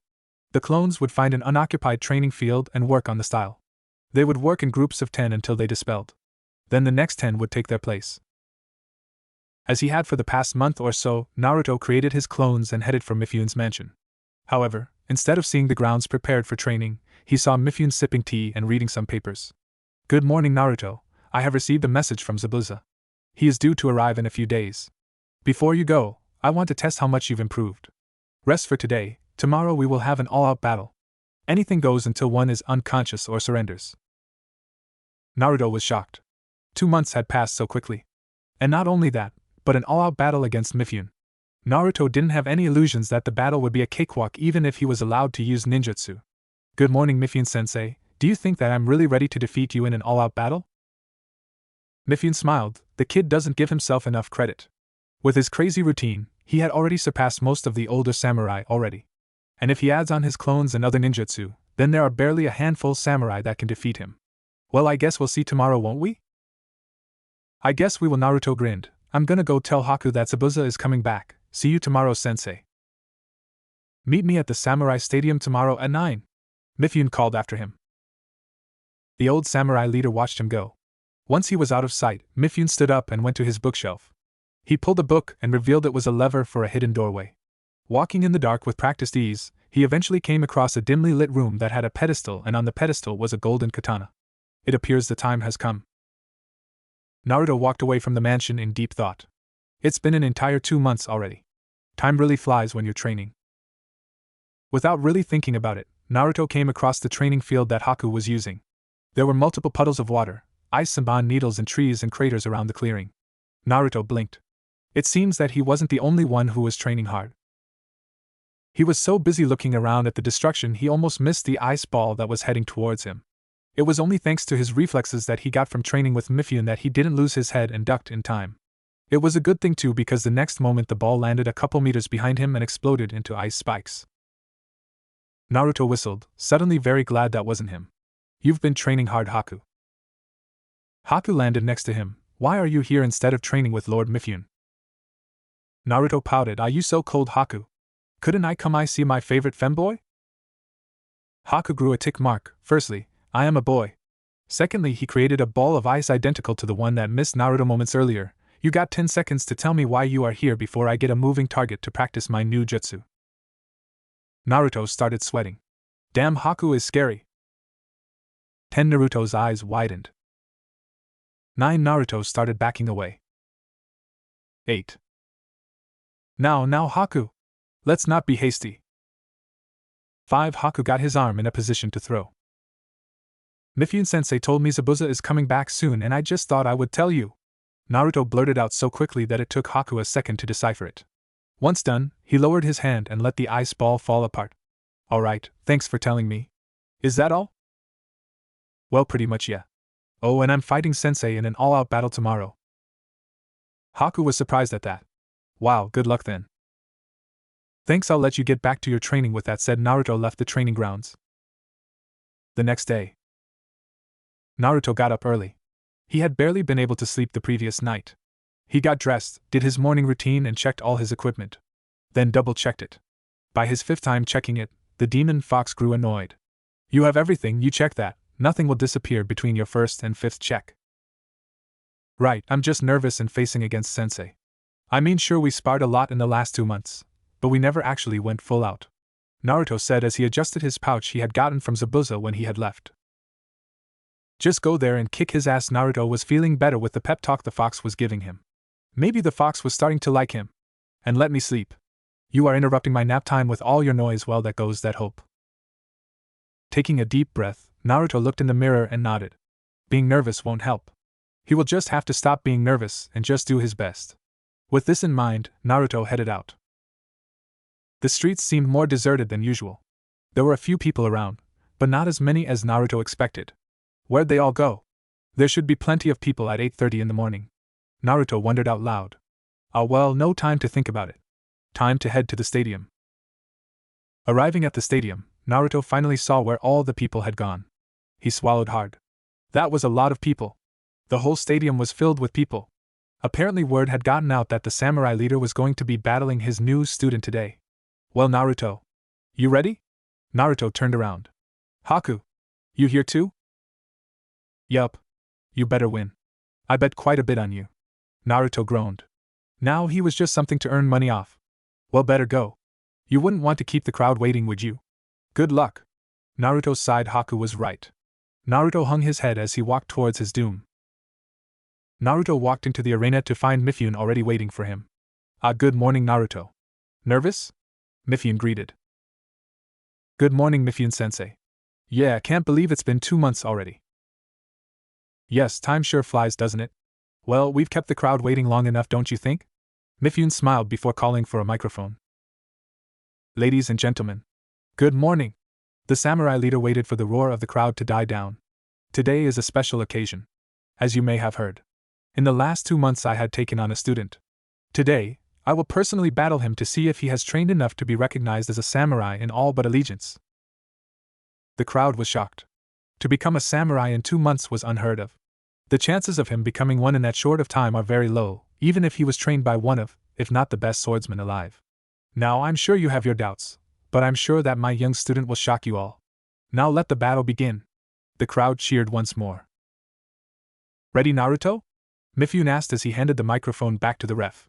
Seeing Naruto nod, Mifune motioned for Naruto to be given a sword as he got ready himself. Both swordsmen got in a ready position. Both prepared to both defend and attack. The ref let his hand fall. Begin. The two circled each other for a moment before Naruto charged, aiming for a stab to the stomach. Mifune twisted out the way before holding his sword to Naruto's neck. I thought I taught you better than that, Naruto. Naruto smirked. You did. Mifune barely had any time to figure out what he meant before the Naruto in front of him dispelled in a poof of smoke. Shadow clone. Impressive, Naruto. I didn't even see you make it, Mifune praised. Thank you, sensei. I've been practicing, Naruto said as he revealed himself transformed as a rock and kicked at Mifune, who used his sword to block. Naruto changed tactics and used the sword as a spring to jump away. Naruto sheathed his sword before crossing his fingers. Shadow clone jutsu. Mifune narrowed his eyes when he saw half the arena filled with clones. Good move, surround me with clones and hiding yourself, but not making enough to hinder your movements. The first clone attacked with a punch to the chest that Mifune ducked and used his body like a spinning top to trip the clone before kicking it at another, dispelling both. You know you won't defeat me that easily, right? Mifune looked around. Yes, sensei, guess I'll have to kick it up a notch, twin slash. A pair of clones got in front and behind Mifune, both already in position for the twin slash. Mifune tensed. Both clones charged at the same time. Thanks to his superior experience, Mifune managed to find a small gap and deflecting the clones into each other. Well, I guess using it against a trained swordsman is bound to be different to using dummies. Good thing I prepared. Mifune narrowed his eyes even further. What did Naruto have planned that he didn't know about? Transform! Naruto shouted. 16 clones got in position around Mifune. 2 to his sides, 1 in front and behind him and another 4 diagonal to him. The other 8 stood about 2 meters behind them. They then all transformed into poles that were stuck to the ground. Mifune was confused. Poles? Sensei, this is something I prepared to show you yesterday before you cancelled the training. Something I have been working on for a little over 2 weeks. Naruto announced. Water style, glimmering water chains. Chains formed around the poles on the outside, effectively trapping himself inside. 1/barrage. Mifune sweated a little. 8 clones, each at one of the clone poles. And if the name has any indication, then each of them would use the 1/. Though Naruto's speed and execution of the 1/ was nowhere near his, 8 of them would be no easy feat to avoid. Prepare yourself, sensei. Then all hell broke loose. Each of the 8 clones attacked in a seemingly random pattern of 1/. Mifune had no time to think about the attacks as he was forced to block blow after blow. Is it just me or are these clones speeding up? Mifune thought. The 1/barrage.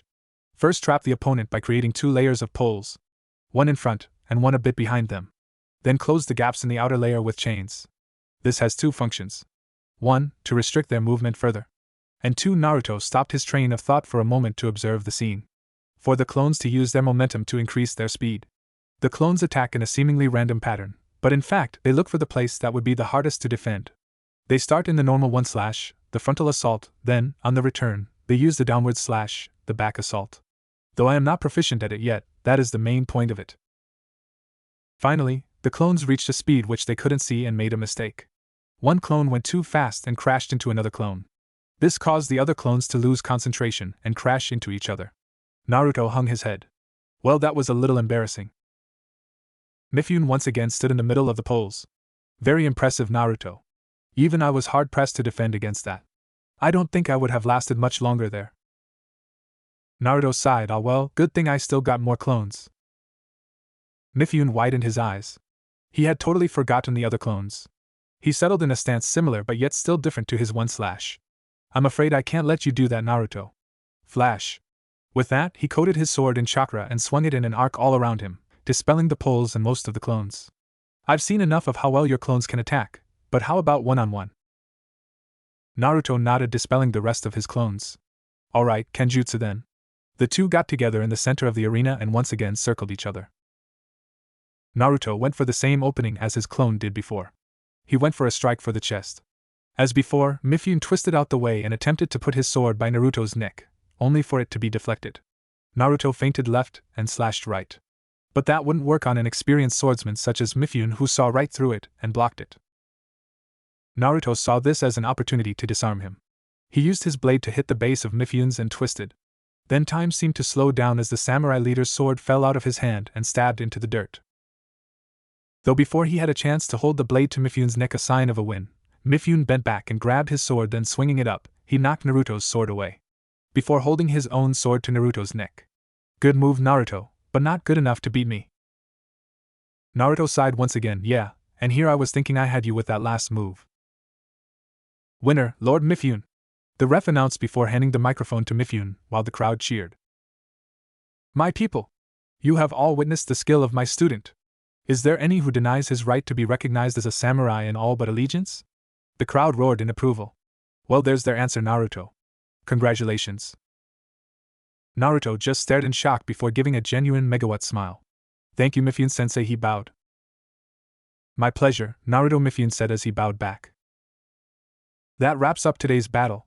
Thank you, my people. Have a good day. As the people slowly made their way to the exits, Mifune turned to Naruto.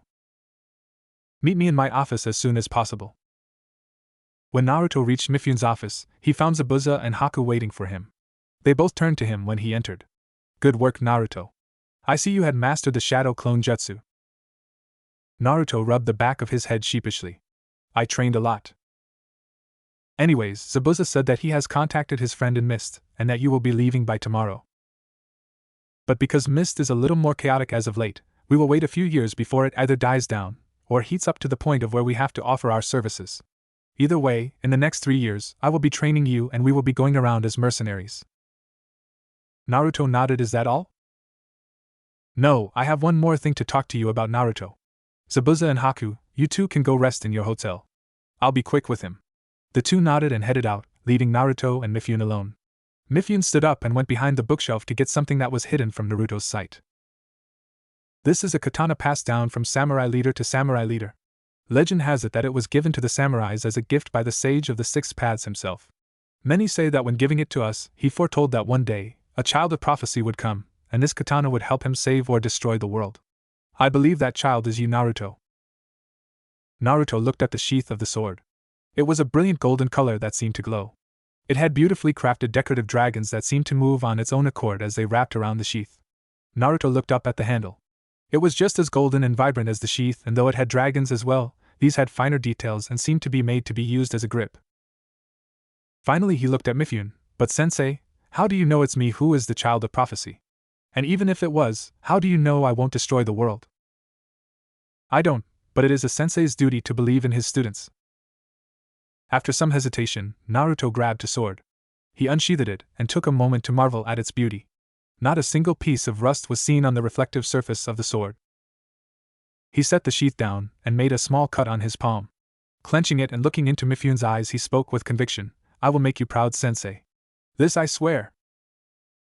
Mifyun looked in the determined eyes of Naruto. "You already have," he thought. The next day, the group was ready to head out. Everybody was saying their last goodbyes. "Thank you for helping me, Hiro-san, and please thank everybody else for me too," Naruto said as he shook the hand of one of the samurai who trained him. Hiro was the name of the highest-ranking samurai in the group that educated him in books. Thanks to him, Naruto knew his human anatomy well enough on where a hit would do what kind of damage and how severe the damage would be. "Naruto, it's been a pleasure teaching such a young and motivated student. May we meet another day." He shook Naruto's hand. Finally, after many goodbyes, it was Mifyun's turn. "I am happy to be your teacher, Naruto, and just so you know, if you need anything, the samurai would be glad to help." Mifyun looked over his shoulder. "Am I right?" The crowd roared in approval and Mifyun extended his hand. "Well, I'm expecting to hear great things about you. Goodbye, Naruto." Naruto looked at Mifyun's hand for a second before pushing it away and hugged him. "I'll miss you, sensei," he said as his eyes watered. Mifyun's eyes softened. "I'll miss you too, but now it's time for you to go." Naruto wiped his tears away. "Goodbye, sensei," and with a tearful last look, Naruto left the land of iron, heading to destinations unknown to him. 3 days later, Zabuza had finally had enough. "Naruto, if you don't stop mopping around, I am going to stuff my socks in your mouth and put you in a genjutsu that doesn't allow you to smell or taste anything but those socks for the next week," the threatened, raising his killing intent for added effect. Naruto snapped his head up in fear. He did not want to taste nothing but dirty socks for a week. In his fearful state, Naruto never realized that Zabuza didn't wear socks. Satisfied that Naruto wasn't going to mop around anytime soon, Zabuza decided to tell them his plan. "Now, as you both know, Mist is in too much chaos right now. So for the next 3 years, I am going to train you both. In between the training sessions, we will be hired as mercenaries and hunting other missing ninja. Any questions?" Seeing them both shake their heads, he turned around and started to walk again. "In about 5 miles we will be coming across a town. You two find a place to stay while I see if there are any jobs available. Got it?" The two nodded. "Good." Arriving at the town, Zabuza gave them a quick breakdown on where to go, where not to go, and where to avoid at all costs. "Trust me, some of these places contain ninja that wouldn't hesitate to kill you for merely stepping wrong in their presence, or even just to pass off time," he had said. And so, as planned, the two found a hotel that wasn't too bad and overly costly. Rogue ninja had to watch how much they spend after all. Else they might run out of money for food. Granted, they could always steal, but it's easier not to. Less hassle that way. "I'm telling you, the ninja won't be as scary as Zabuza said."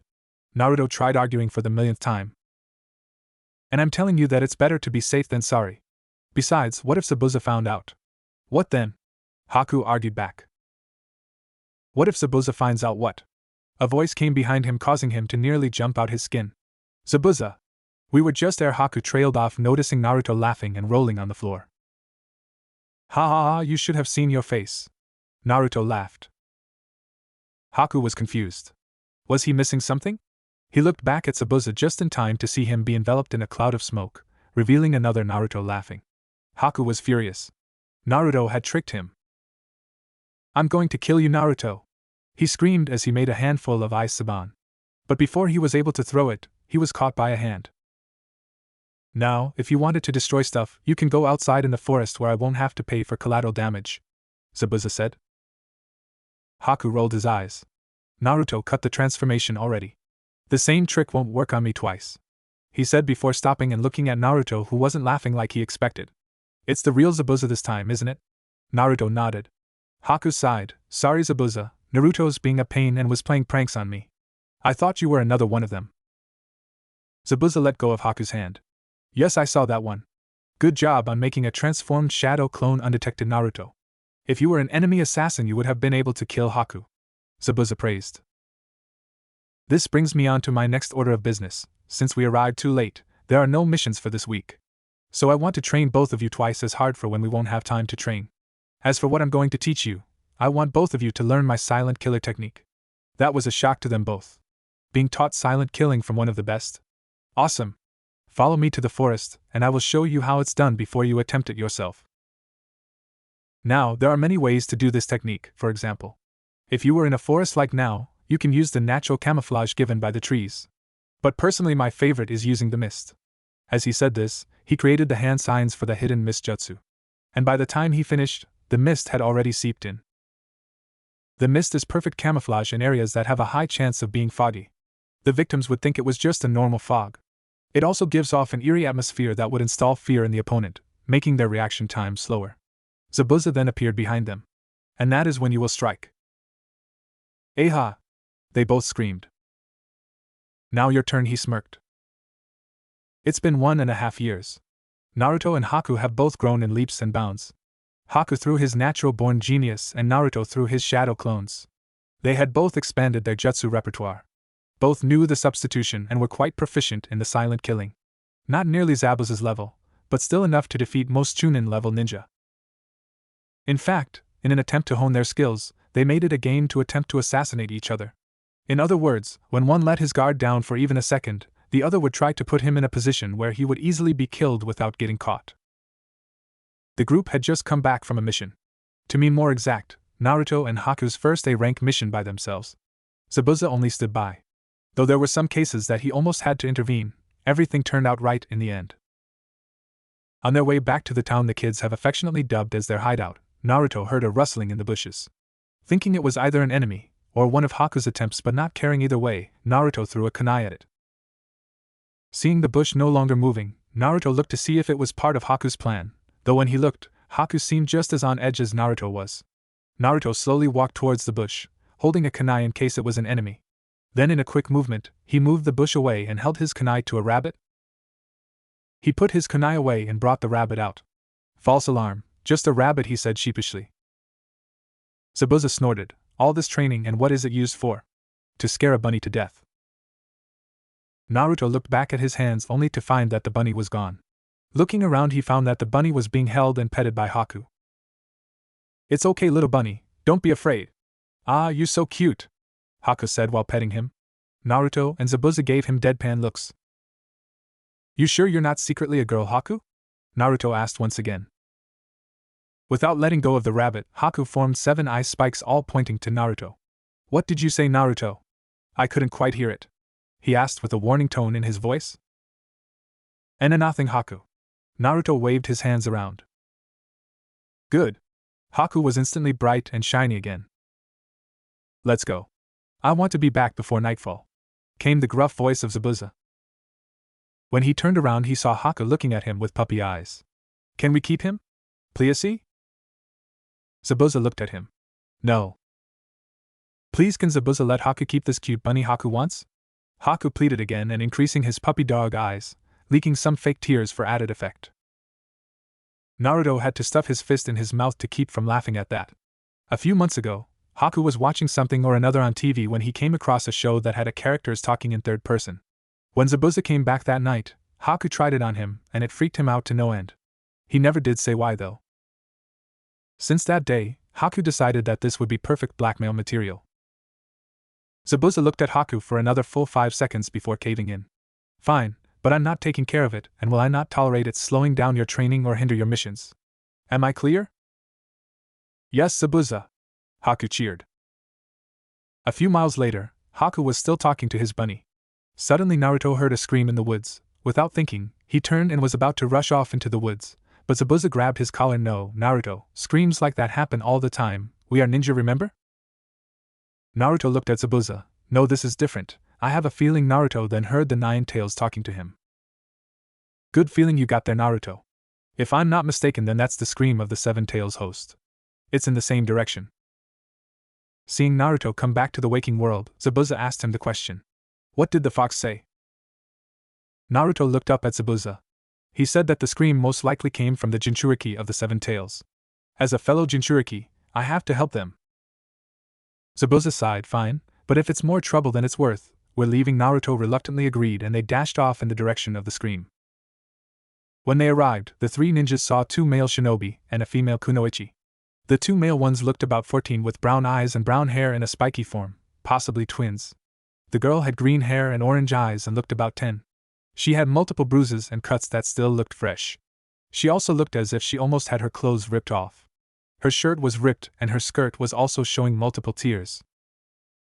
"Demon, you are going to die today, but first, we're going to have some fun with you," one of them sneered while the other had a sick grin on his face. Haku looked on in shock while Naruto was seeing red. His eyes turned red with a slit in the middle.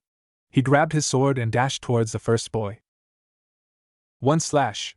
he shouted, drawing his sword, cutting the boy in half and sheathing it in one fluid movement, shocking the other boy.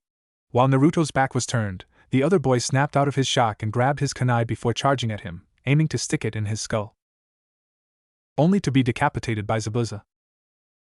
Naruto turned around to see Zabuza's sword where the boy's head was and Haku lending the girl one of his spare kimono. The girl looked at them in fear, but when she saw Naruto's red eyes, she zoned out for a second before whispering with wide eyes, "You're just like me." Naruto was taken back. "What?" "You're just like me," the mint-haired girl repeated. "How? I mean," Naruto stuttered in surprise and confusion. The girl lifted her hand up to her chest. "I have a tailed beast too. The 7 tails. He told me about your 9 tails." To the side, Zabuza frowned. If the tailed beasts can sense each other, then it would be quite hard to keep Naruto's secret if another Jinchuriki is near. Seeing the sun start to set, the girl started to panic. "Please take me with you. Don't leave me alone." Naruto frowned. Looks like she has a fear of the dark, he thought.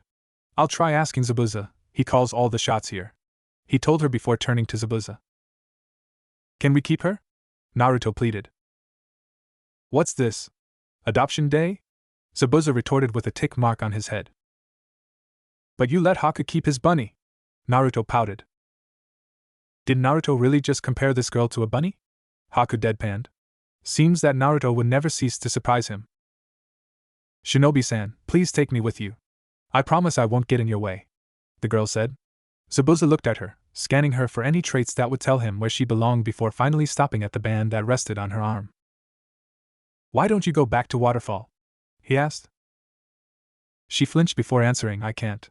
If I go back and they see that my teammates aren't with me, they will lock me up or kill me without question." "Ah, come on, Zabuza-sensei. You can't really leave her like this, can you? Just look at her," Naruto said in full puppy do eyes mode. Zabuza's eye twitched before looking at the girl who was also in the same state. "What is your name, girl?" he finally asked. "They call me Fu, or the demon," she answered. Zabuza sighed. "I'm blaming this on Yagura, Utakata." "Fine.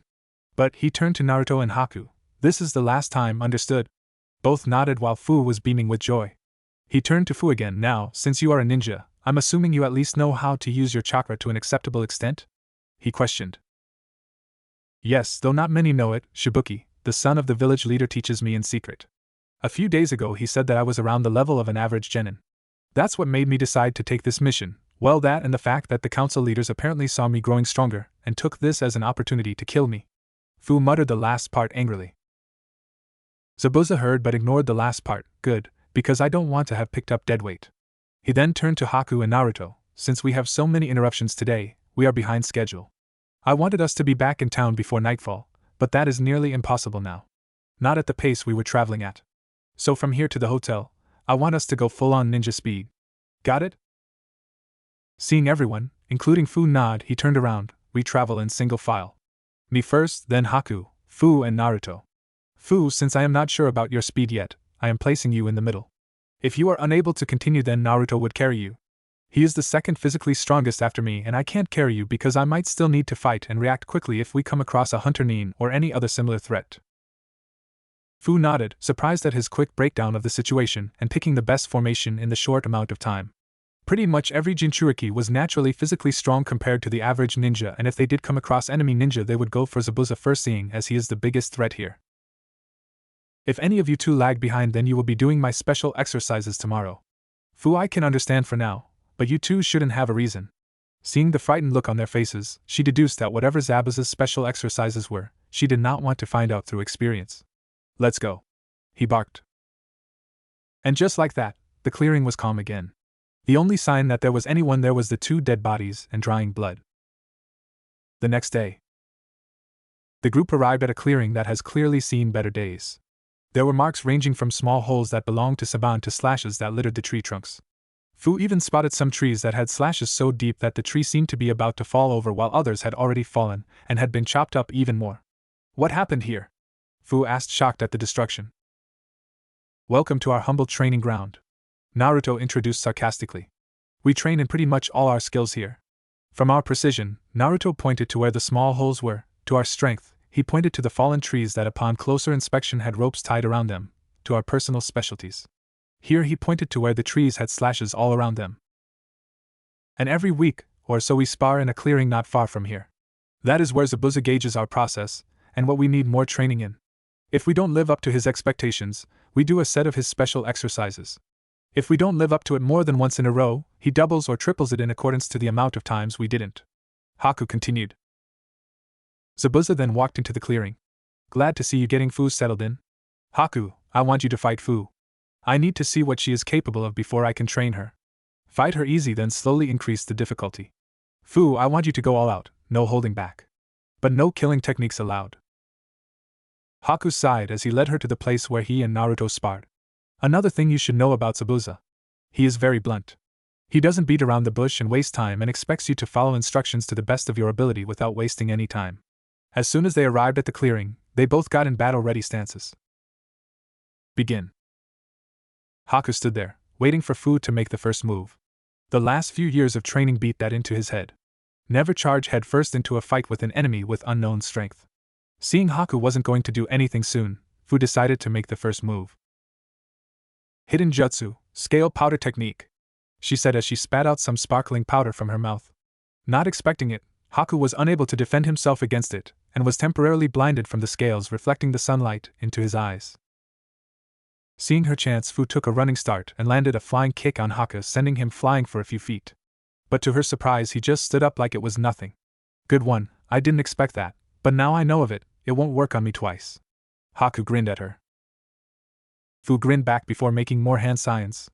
We'll see. Water cutting sword Jutsu, she called and formed two swords made from water in her hands. Oh come on! Am I the only one who doesn't use swords? Haku complained before ducking to prevent losing his head. Since he was already on the ground, he spun on his heel with a leg out in an attempt to trip the dual-wielding kunoichi. Easily seeing it, Fu jumped up and brought her swords down in an attempt to do a jumping slash. She would have succeeded if not for the ice dome Haku formed. Her blades weren't sharp enough to completely cut through the dome, and only managed to slightly damage it. She frowned a little before giving a slight smirk. Haku looked through his ice dome and narrowed his eyes, seeing her smirk. Suddenly he was aware of something burning next to him. His eyes widened. An explosive tag, he thought in alarm. Boom, Fu whispered as she jumped away. The ice dome shattered in all directions. Fu let her arm fall from where she used it to shield her eyes. The dust cleared to reveal nothing. Fu's eyes widened before looking around. Above? To my left? Right? Behind? Or below? Haku's voice cried. Fu looked down just in time to receive an uppercut, snapping her head back and knocking her off her feet. Nice move, you almost got me with that one. I didn't even see you place it, he praised. The Fu he was looking at smiled. Then you gonna love this one, she said before turning to water. Haku only had time to widen his eyes before he heard Fu. Hidden Jutsu, Hiding and Scale Powder Jutsu. Haku smirked, covering his eyes and jumping away. I told you, that wouldn't work again. Haku was suddenly very glad he jumped away, because as soon as he got away, he opened his eyes just to see a huge explosion where he was a moment before. Haku landed on a tree branch and Fu not far from him. Not what you expected, was it? She smirked at his shocked expression. That shocked expression then turned into a smirk as he created a ball of ice. So you like playing with explosives, huh? Fu tensed. Well then, how would you like to see my personal creation? Ice grenade, he shouted before throwing the ball of ice. Fu's eyes widened as she jumped in the air. They widened even more when she saw that the ball exploded into ice spikes. Finally, when she thought her eyes wouldn't widen anymore, she looked at Haku, who was holding two more ice grenades. Thinking fast, she made hand seals for the only technique that could save her. Net-shaped prison, she called before spitting a green web and successfully trapping Haku in its sticky confines. Now you can't throw them, and you can't detonate them without hurting yourself. She smirked. Haku sighed as he let the ice grenade dissolve. Coming of winter, he whispered before releasing ice chakra from his body. Fu suddenly felt the temperature drop as she saw her web starting to freeze before shattering. I admit, you almost got me again, but now it's all over, Haku said in a low tone while making hand seals. Demonic mirroring ice crystals. Fu looked around as blocks of ice started to form all around her. She tried to break it with an explosive tag, but it didn't even scratch the surface of the mirrors. She tried to make hand signs for her hiding in the scales technique, but a quick saban to her hand stopped her short. Fu started panicking. She made 6 water clones, each heading to a different gap in the mirrors. But before they could even get close, they all turned back to water. In these mirrors, I am much faster than before. Faster than the human eye can track. Haku's voice echoed around all the mirrors.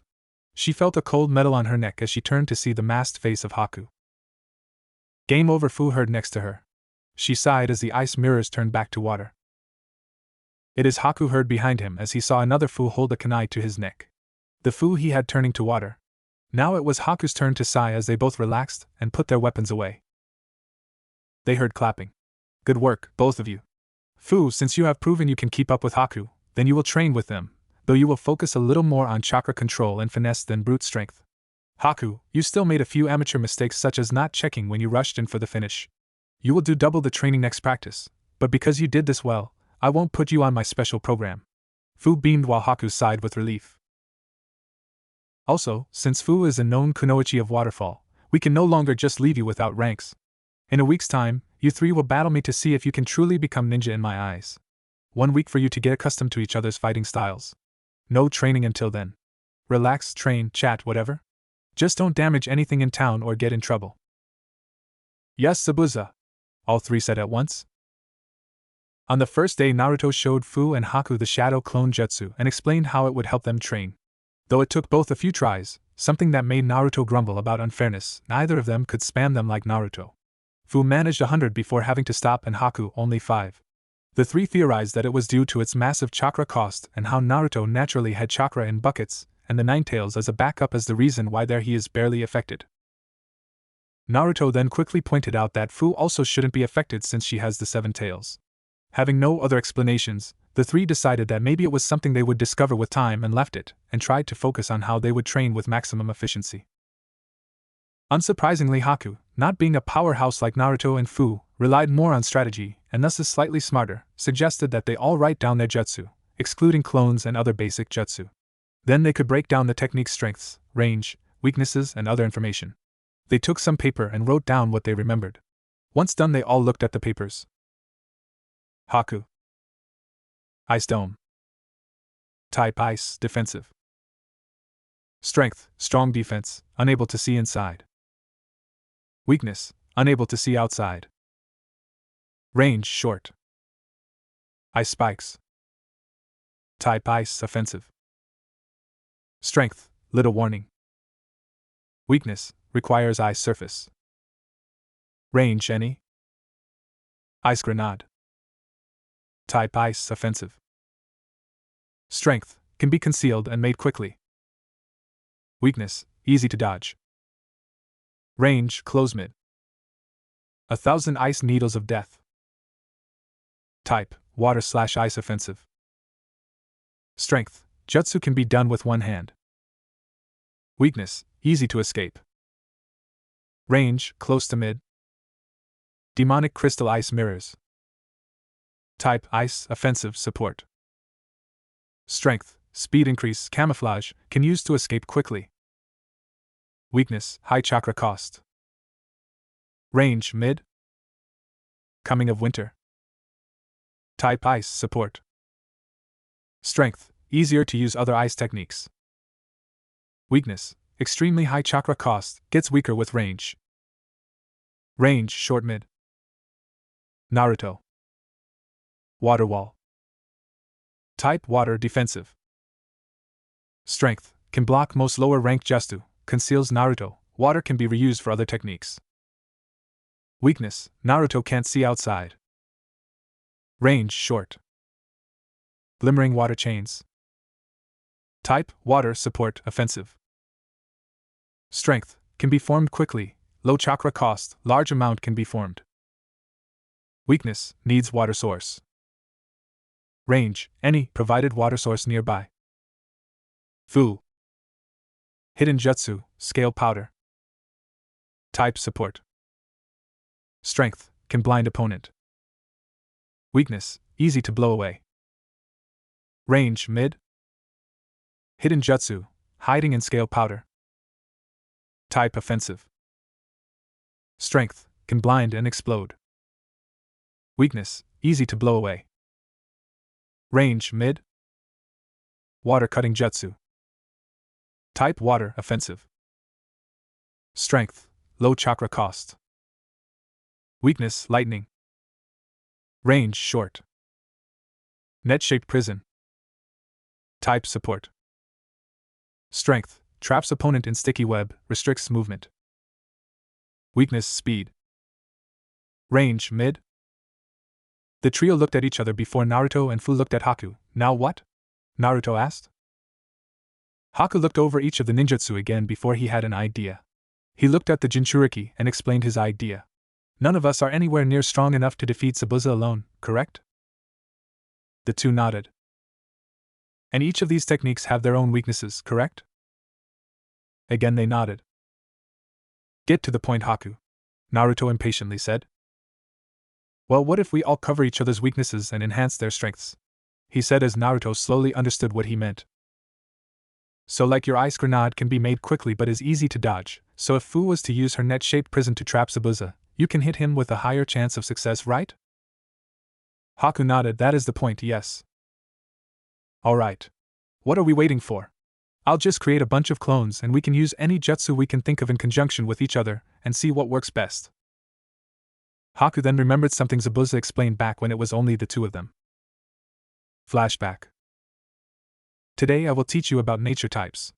This will hopefully help you with your ice style, and will give you an idea of each nature's strengths and weaknesses. Of course, most ninja below Jonin wouldn't have much more than a few jutsus and prefer to use neutral chakra, but just in case you do meta Jonin. First there are basic elements. These are fire, wind, water, lightning and earth. Fire is strong against wind but weak against water. Wind is strong against lightning and weak against fire. Lightning is strong against earth and weak against wind. Earth is strong against water and weak against lightning. Finally, water is strong against fire and weak against earth. Some ninjas can mix two of them together to form sub-elements like your ice style, which is a mix between wind and water. Usually this is accomplished by lots of training and mastering both elements.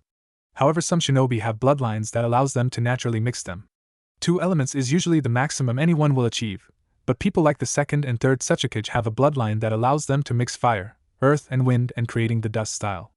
Keeping up so far? Zabuza asked. Haku nodded. So the 2 elements are mixed internally? Zabuza nodded. Usually yes, however they can also be mixed externally when 2 ninja use their jutsu in conjunction with each other. This is called collaboration and is very deadly. For example, if 2 ninja were to combine wind and fire against water of the same rank, the collaboration would usually win as it is stronger. Flashback end. What about collaborations? He suddenly asked. What? Naruto asked back, confused. Haku explained what they are and how it would increase the jutsu's powers. That's great and all, but we don't exactly have any jutsu that are compatible with each other. Most of our jutsu are water, ice or neutral, Fu pointed out. Haku faltered. Guess you're right, I forgot about that. Haku felt a hand on his shoulder. It's not a bad idea, it's just that we don't have the jutsus yet. Naruto smiled. Right, Naruto, make those clones and let's get cracking, commanded. Yes sir! Shadow clone jutsu. Instantly the whole clearing was filled with smoke before an army of Narutos appeared. Naruto made an extra few to stand on the sidelines to observe which was best. Alright clones. Today we will be practicing defense and evasion. Evade and defend against everything thrown at you, Naruto shouted at his clones. Haku, Fu, let's fire away, Naruto shouted as he charged into the crowd, slicing away with his sword and jumping around while occasionally firing off a water chain to impale or throw the clones. Haku and Fu looked at each other before shrugging and charging after him. Landing in the middle of the crowd, Haku gave a strong punch to the face of the nearest clone. This is oddly satisfying, he said with a grin.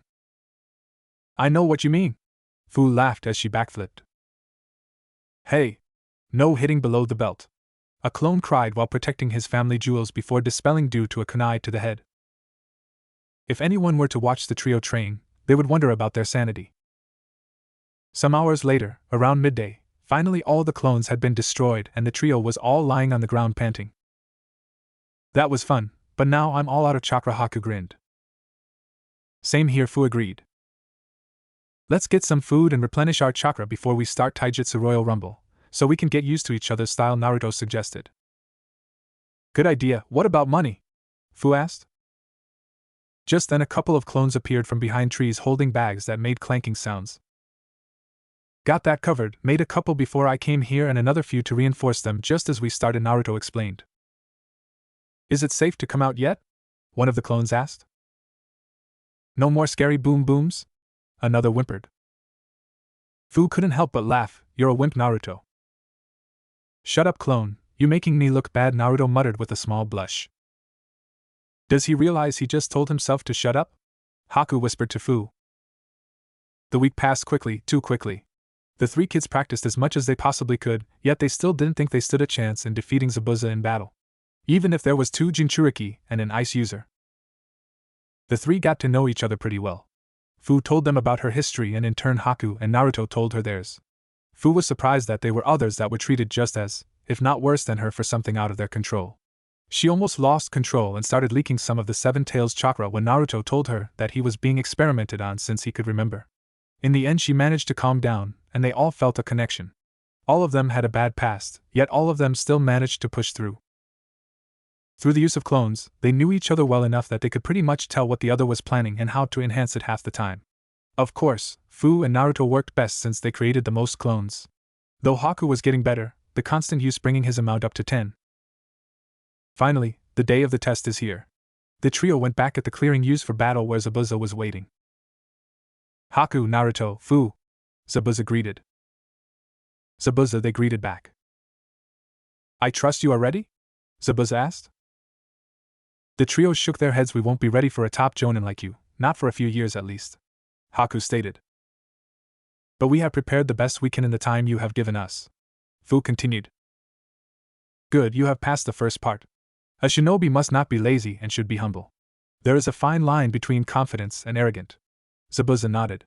But a shinobi's worth is shown through actions. Come at me with full force. He shouted as he grabbed the handle on his sword. The 3 young preteens all dropped in a ready stance. Haku held 3 Saban needles in each hand while Fu made her water swords and Naruto simply placed his hand on his. Each looked at the other in the corner of their eyes before Haku and Fu's eyes stopped on Naruto. Giving a slight nod, Naruto dug his back foot slightly in the ground before taking off at mid-chunin speed and unsheathing his blade. One slash!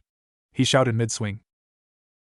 Only to be forced to stop in the face of Zabuza's executioner blade. Ow! He cried as he hit his head on the large blade. Not cool, Zabuza. That hurt. Good. Maybe that will knock you out of your childish tendencies. You are to be fighting as if you're facing an opponent that can kill you. Acting like a child will get you killed. Time to be serious and act the ninja you are trying to be. Zabuza reprimanded seriously. Haku and Fu were shocked. This wasn't the same kind person who took them. No, this was the Jonin and one of the 7 legendary swordsmen of the Hidden Mist. Haku recovered first, his face hardening slightly as he unclipped his mask and placed it on his face. Naruto looked up, his face turning from that of a child to that of a man who has faced many battles. It was this that reminded the other 2 preteens that he had also fought many battles. It was this that reminded them that he had been an experiment under the snake Sannin. No child should have that face, Zabuza internally frowned. I understand, was all Naruto said before he dispersed into smoke, temporarily removing Zabuza's vision. Now! Naruto shouted from the trees. Haku snapped out of his surprise at the clone and started throwing Saban after Saban into the smoke. You would do well to remember that I am the master of the silent killing. Removing my sight will not hinder me in the slightest, Zabuza said as many clanks were heard as the Saban impacted against his massive blade. The smoke cleared to reveal Saban lying all around Zabuza, who was standing there without a single mark on him. If seeing dark does nothing to you, how about flashing colors? Hidden jutsu, scale powder! Fu shouted while releasing some powder that caught the light from the sun and reflected it in Zabuza's eyes, again blinding him. Ice style, coming of winter, Haku muttered as frost started creeping towards Zabuza. Zabuza prepared to jump away from the blinding powder, but was unable to as he slipped from the frost that had solidified into a thin layer of ice. The Jonin couldn't contain his surprise and opened his eyes wide. The powder reflected a large amount of light into his eyes and stunning him again. His brain focused on the damage to his eyes and he barely registered his other senses. Seeing Zabuza stunned, Haku continued pressing. Ice style. Ice spikes, he said as he caused the existing ice below Zabuza to shoot up and impaling him. Did we get him? Fu asked, letting her guard down slightly. No, it won't be that easy, Naruto said as he tensed even more. True to Naruto's words, the Zabuza Haku impaled turned into water. Hidden Mist Jutsu, Zabuza's voice called from around them. Haku and Naruto tensed before relaxing and focusing their senses while Fu looked around, not sure what to do. Realizing that Fu hadn't been trained in the silent killing, Naruto created a clone with double the usual chakra. Protect her, he commanded. The clone nodded and ran off to follow his orders.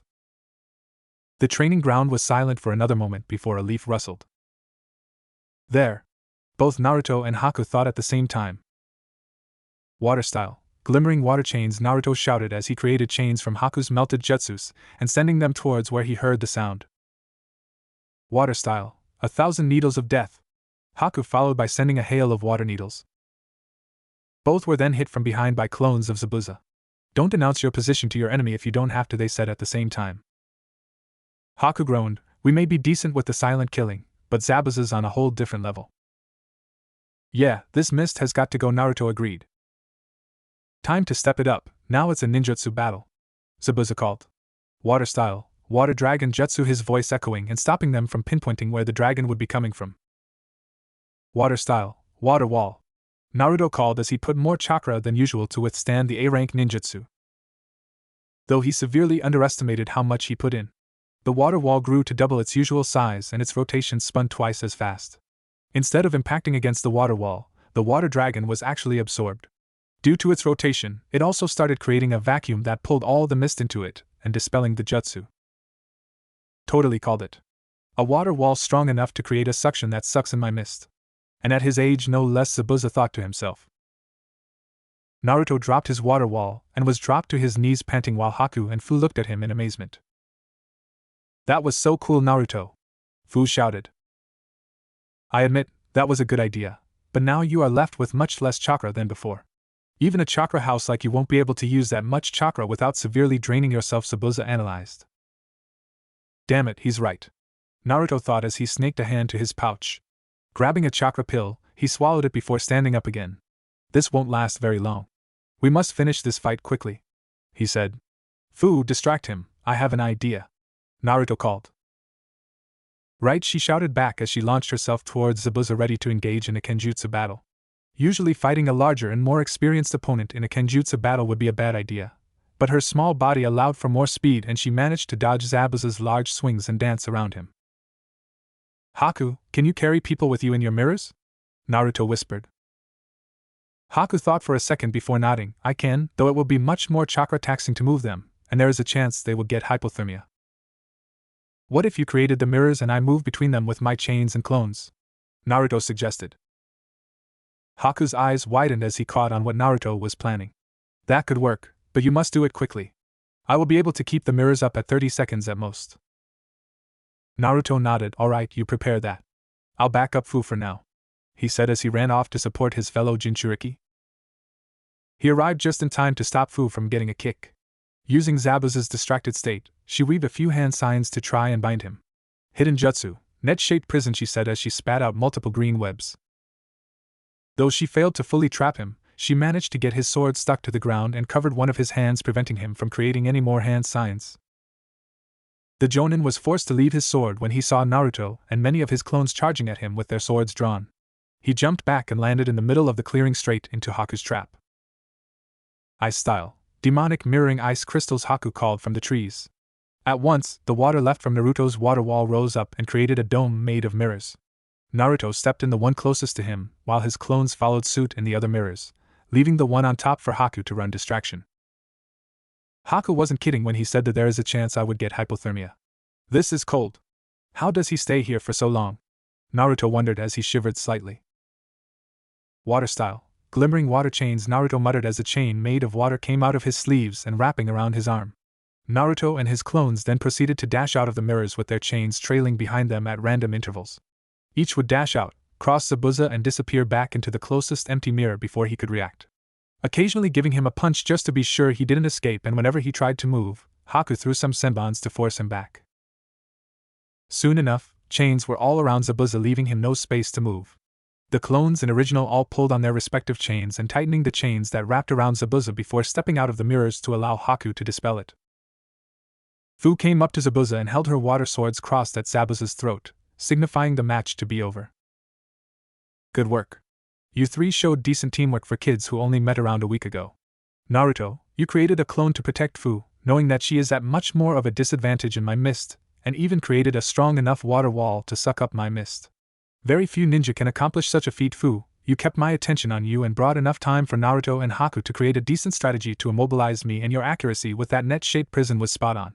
Though you didn't fully immobilize me, you still managed to take my kenjutsu, ninjutsu and partially taijutsu out of play. Haku, your ice jutsus are improving. Sneaking your ice below me without me noticing until it was too late, and even allowing Naruto and his clones to use your ice mirrors to trap me. All three of you are worthy shinobi in my books, Zabuza praised, causing them to blush. And as of today, I am your sensei, and you are Team Zabuza, Zabuza announced proudly. Naruto dropped his chains in shock and Haku sighed happily before dropping from chakra exhaustion. A nearby clone caught him before he could hit the ground. You guys did well. Rest for now. I will talk to you again when Haku wakes up, Zabuza told them before leaving. Naruto and Fu sighed before sitting down themselves. Naruto noticed Fu looking a little down and asked what was wrong. Why do you look so down? We are now Team Zabuza. This is a happy occasion. It's just that you and Haku both did so much. I barely did anything at all, she sighed. Of course you did. You brought me and Haku time to plan and even took away his sword and the ability to wield hand signs. If you didn't, the fight would have been much harder to win, he encouraged. Yeah, but that's all I did. You took away the mist, had to protect me, and trapped Zabuza with Haku alone. I didn't do anything, she argued. That's because most of your jutsu are supports. We have more offensive jutsu that work against him, Naruto consoled her. And if you think that isn't enough, then all the more reason to train harder. Fu's eyes lightened a little. Yeah. I will train harder until I surpass both of you, she said with determination. That's the spirit, Naruto cheered. Though I think that will have to wait a while. I seem to be having trouble getting up, his sweat dropped. Fu laughed a little before creating 4 clones. 2 for each of you, she said. I'm not fat, Naruto protested. The clone closest to him poked him in the chest. I don't know, she said before turning around again to hide her blush from when she felt his muscles. Fu and her clones carried the downed boys through town and to the hotel. A peculiar sight for all who saw them. Haku woke up with a groan. Hey! Haku's awake! A voice shouted. Shut up, Naruto, it's too early for shouting, Haku groaned again. How are you feeling, Haku? Fu asked. Tired, yet still happy, Haku answered. Of course you should be happy. We passed Zabuza-sensei's test. We are now Team Zabuza! Naruto shouted, clearly still giddy at the thought. Yeah, but remember that was only because he let us, Haku reminded. What do you mean, Haku? Fu asked. I mean, did you notice that when Zabuza-sensei used the hidden mist, he didn't use his killing intent and even made a noise? Normally he would freeze his opponents with the killing intent before going straight for the kill without making a sound. It's not normal for him to even rustle a leaf, Haku explained.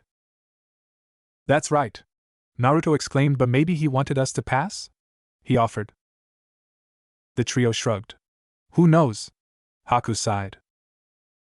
Still, I wonder what our first mission as Team Zabuza would be, Naruto mused.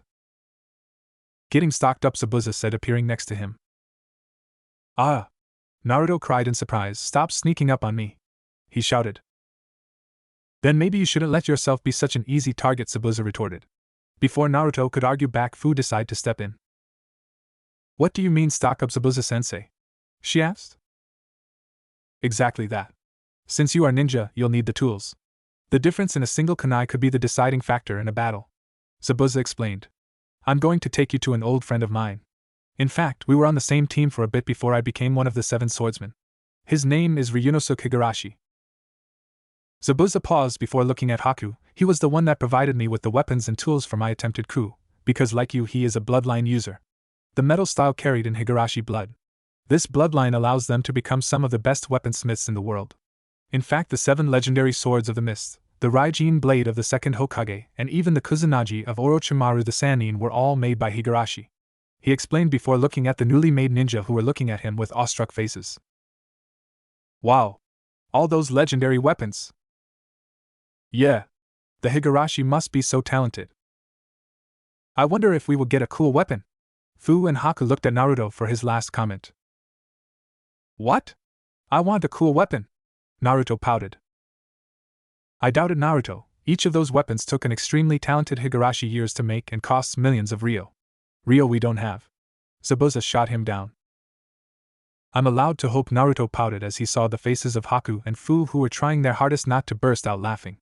Laugh it up, but when I get my awesome super weapon I will be the one laughing at you, Naruto declared. You do realize that if anyone was to get a new weapon, it would be me or Fu, right? You already have your own golden sword. Don't be greedy, Naruto, Haku reminded him. Oh yeah. Speaking of which, I really need to find something to store this in. At the moment it's so easy to steal and I can't surprise anyone with it, Naruto mused. I'll ask Ryunosuke to draw a storage seal on you and see if he could also put a summoning and defense seal on the sword, Zabuza told him. Alright. Let's go, Naruto cheered. 3 days of traveling later, the 4 ninja arrived on a hill not far from a town. If I remember correctly, and if he hadn't moved, this is where Ryunosuke ran to avoid the Bloodleon massacre, Zabuza told them before knocking in what seemed to be a pattern. Seeing their confused faces, he explained. Back when we were on the same team, we devised a code to communicate in case there was an attack, and we were held hostage. This was an idea suggested by our 3rd teammate. Where is your 3rd teammate? Haku asked. Yeah. Tell us more about your team. Fu looked at him with big eyes. She died on one of our missions. I lost my cool and slaughtered all the enemies. That's what drew the attention of the 7 swordsmen. After that, as you can guess, our team disbanded. Though sometimes I would work with Ryunosuke on missions or just to remember our lost teammate. This went on for a few years until Ryunosuke hit Jonin and heard that they planned the massacre. A few weeks later, his clan was hit and most fled to other countries. And I ended up here, a gruff yet soft voice said as the door opened. It's been many years, Zabuza. The group of ninja looked at the man who opened the door. He was heavily muscular with arms that looked strong enough to bend the toughest steel without breaking a sweat. He wore an apron with some rips and tears over a blue overall. He had a trimmed beard that was slightly singed and a hammer in his right hand. It has Ryu, Zabuza simply said. I was just telling my new team here about our team. You, me and Shiro. At this both their eyes saddened. Yeah, come in. I built a grave for her. Let's go pay our respects, Ryunosuke said as he walked back in. She must have meant a lot to both of them, huh? Haku whispered. She did. Shiro was like the sister we never had. Always worrying for us and lightening up the mood with her childish personality. She had the potential to be the best medic ninja the mist has ever raised, Zabuza said, somehow hearing them. I am sorry, Zabuza-sensei. I didn't mean to. Haku tried to apologize. Don't worry, Zabuza assured him before they saw the grave. It wasn't very classy. It had a simple gravestone and a table in front of it. The table had a bowl of fruit and a cup of water on either side. In the middle of it was a picture of Zabuza, Shiro, Ryunosuke and another man that was presumed to be their sensei. 5 minutes later, the 4 shinobi finished paying their respects before standing up. Turning around, Zabuza grasped Ryunosuke's arm in a firm handshake. Thank you, Ryu. It's been too long since I've seen her. It's the least I could do for our sister, Ryu said, grasping Zabuza's arm just as hard. Walking back in the house, the blacksmith went to the kitchen to get some tea while Zabuza and the trio waited in the living room. So what brings you here, Zabuza? I doubt this is just a friendly visit, Ryunosuke said as he walked back in with a tray that had a pot of tea and 5 cups. You're right. I need some special supplies for my team here. Normally, I would go to some random store, but this is a special occasion and I decided that normal stores just wouldn't do, Zabuza explained. Your team? You back with the mist? Ryunosuke frowned. No, the massacre is still in effect, Zabuza said. This is just some people I found. Hey, Naruto complained. Haku is a bloodline user like you. Naruto and Fu are both Jinchuriki, Zabuza introduced. Jinchuriki? The blacksmith was surprised. Like Yagura and Ukitaka? He asked. Yes, Fu has the 7 tails, and Naruto the 9. Zabuza told him. Ryunosuke nearly dropped his tea in shock. You really hit the jackpot with this, didn't you? Hey! I thought we weren't going to reveal that piece of information to anyone, Naruto complained. Quiet, Naruto. Ryunosuke is a friend of Zabuza-sensei, and if sensei trusts him, so should we. Haku explained. Yeah, Fu agreed. Everyone is picking on me, Naruto thought while a dark cloud appeared above his head. Anyways, Ryu, we need some supplies. 100 kunai and shuriken, a dozen chakra and food pills, 2 dozen explosive tags and 3 pairs of gravity weights seals.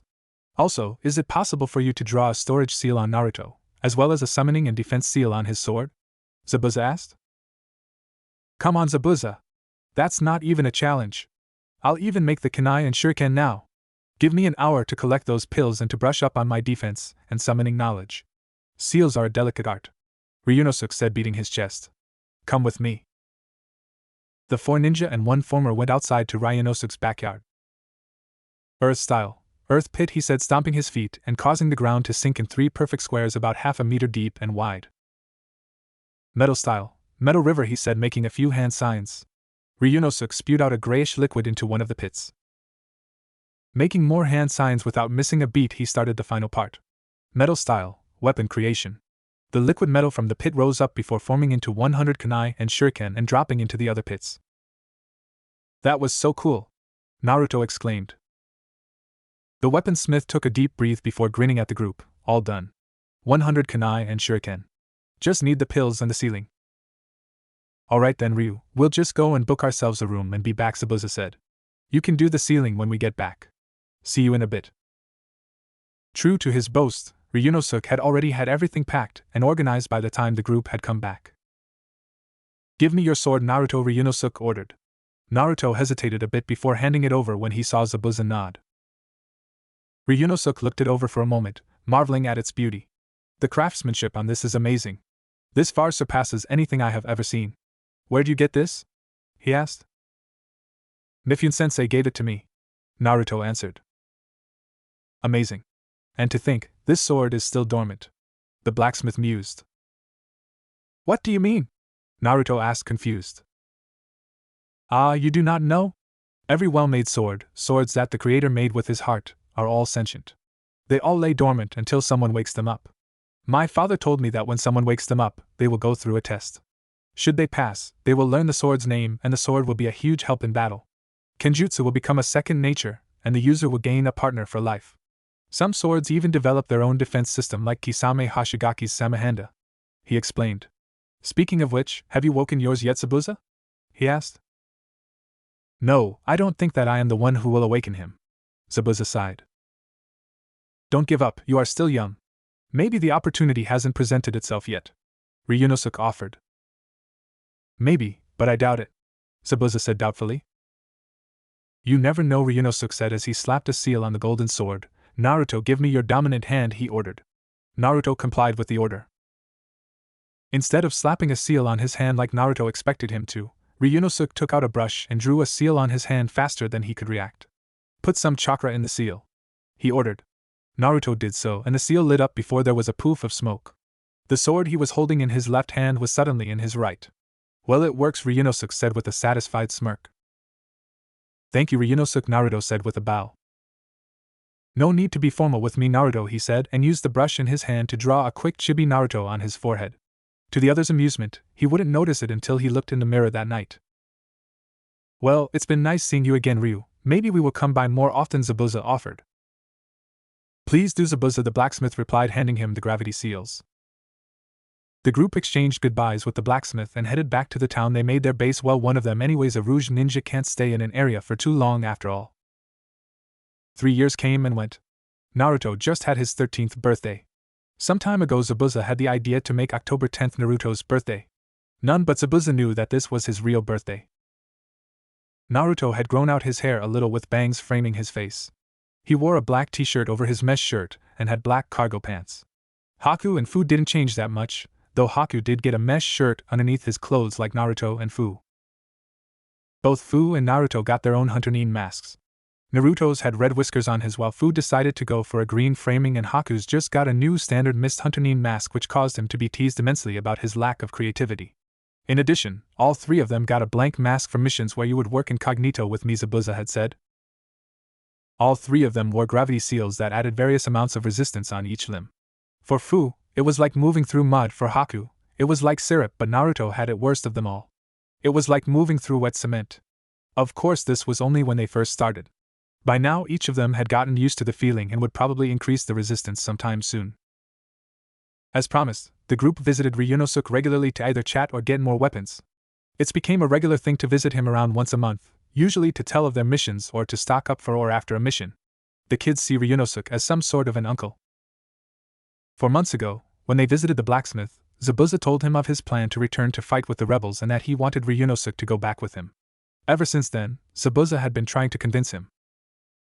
Each time he had been rejected. By now Zabuza was at his wit's end. It's been almost 6 years, Ryu, he said.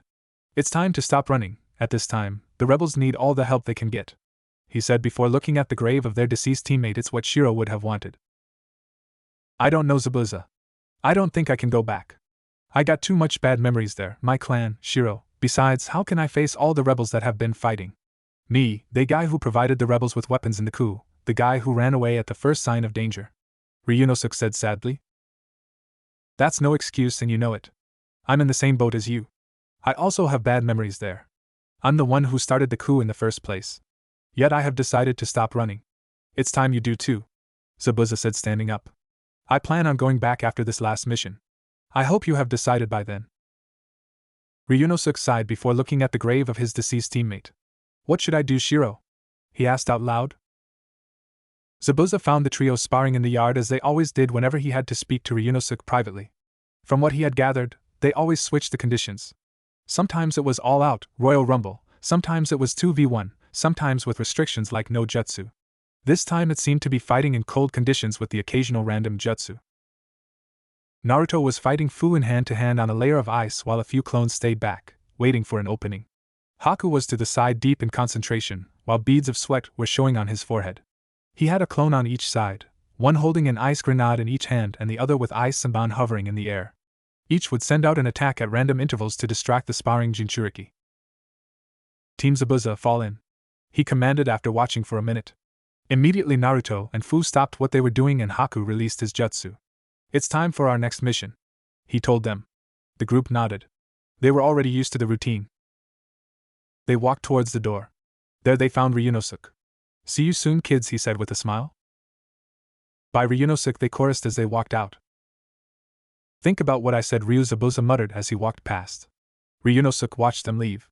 When he wouldn't see them anymore, he sighed and walked back in. Our client is a man named Gato. He is the owner of Gato Transport, and one of the wealthiest men around.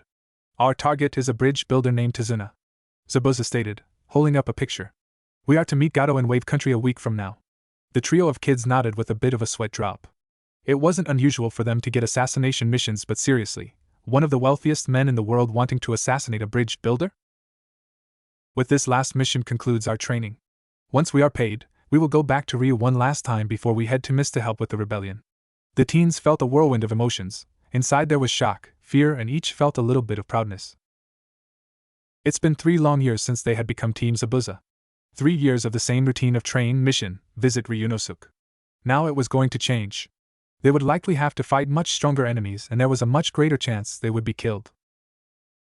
Do you think we are ready? Fu asked.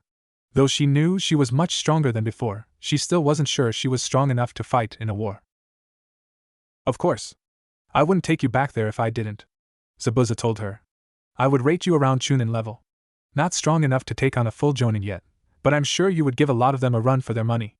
Especially if you work as a team, he said. Each of them beamed with pride.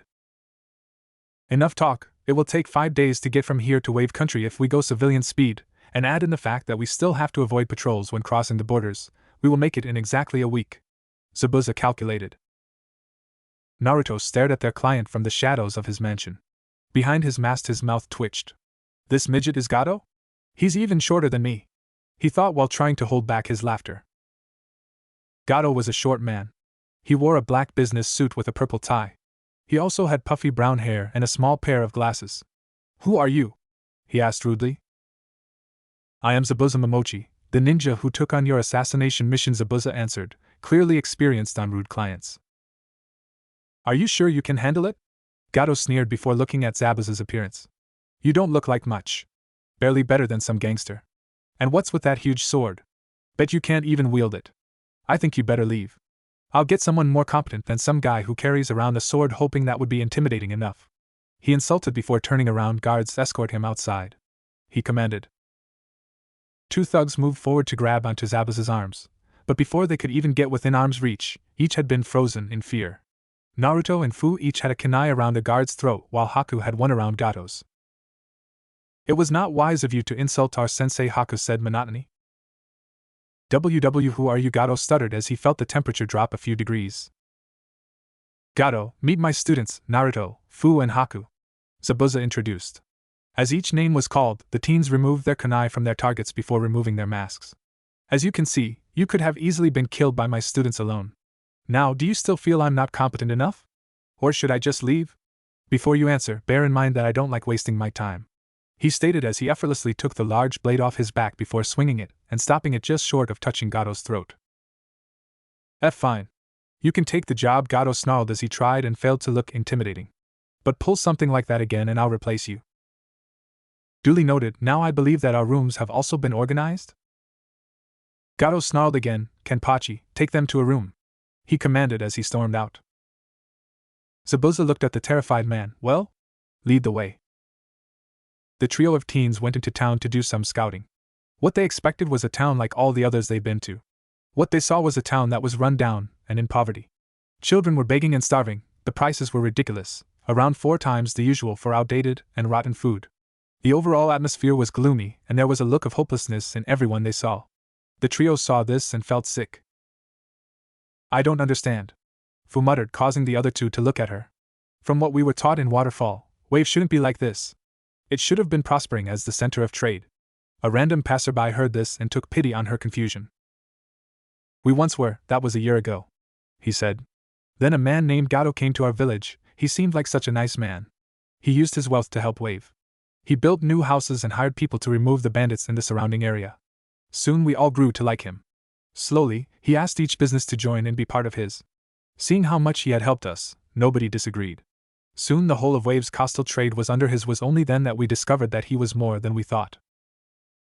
He was a drug dealer, a smuggler, and had owned personal army. The bandits though he had killed was actually offered a place in it.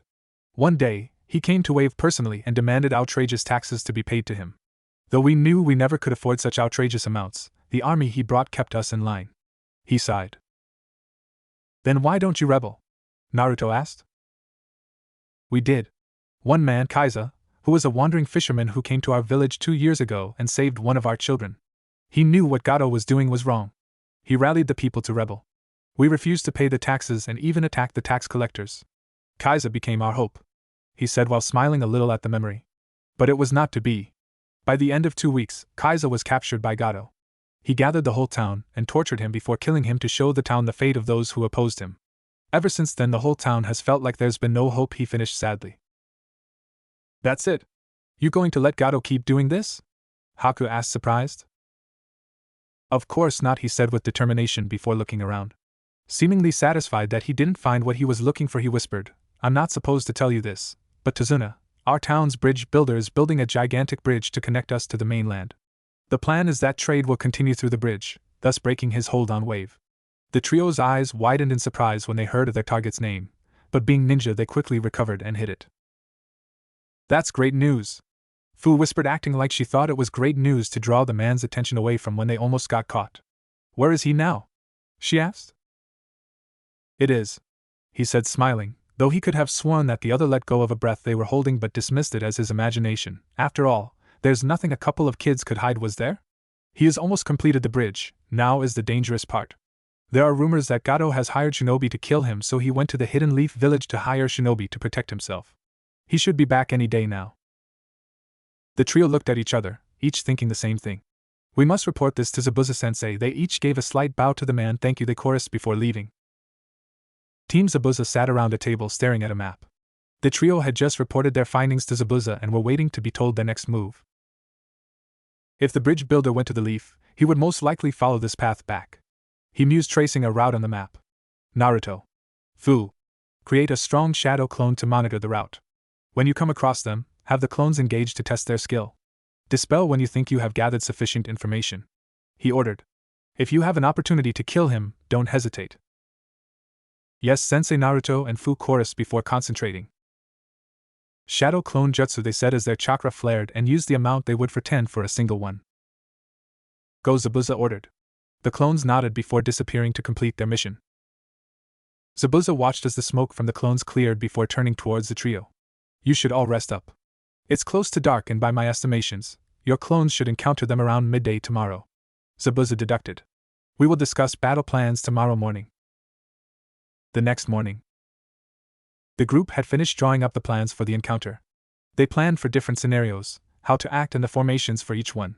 On the table, pieces of paper were all over the place. These were the notes and formations. For a low-level Chunin team, the teams would engage while Zabuza only observed, interfering only when necessary. This was their usual plan. For a team of low-level Jonin, Zabuza would use his mist while they killed as many as possible before fighting the rest head-on. If it was just one high-level Jonin, only Zabuza would engage while the teens stayed back. You wouldn't be able to keep up in a high Jonin battle, he said, but they all knew that Zabuza only said that because he cared about them and he felt his skills were rusting and needed a workout. The group stared at the papers. The planning went too quickly. It was almost always the same formations for the same scenarios. The only times there were differences were when one of them were too injured to play their part, or if it was a delicate mission. Team Zabuza sighed. There was nothing to do until the clones dispelled. Suddenly, and surprisingly, Naruto got an idea. Zabuza-sensei, tell us more about your time in Mist. Were there other Jinchuriki there? Naruto spoke, breaking the silence. What brought this on? Zabuza asked.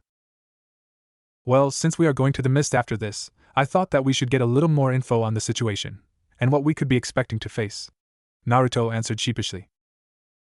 Good thinking. Zabuza nodded, to answer your question. Yes, there were Jinchuriki in Mist.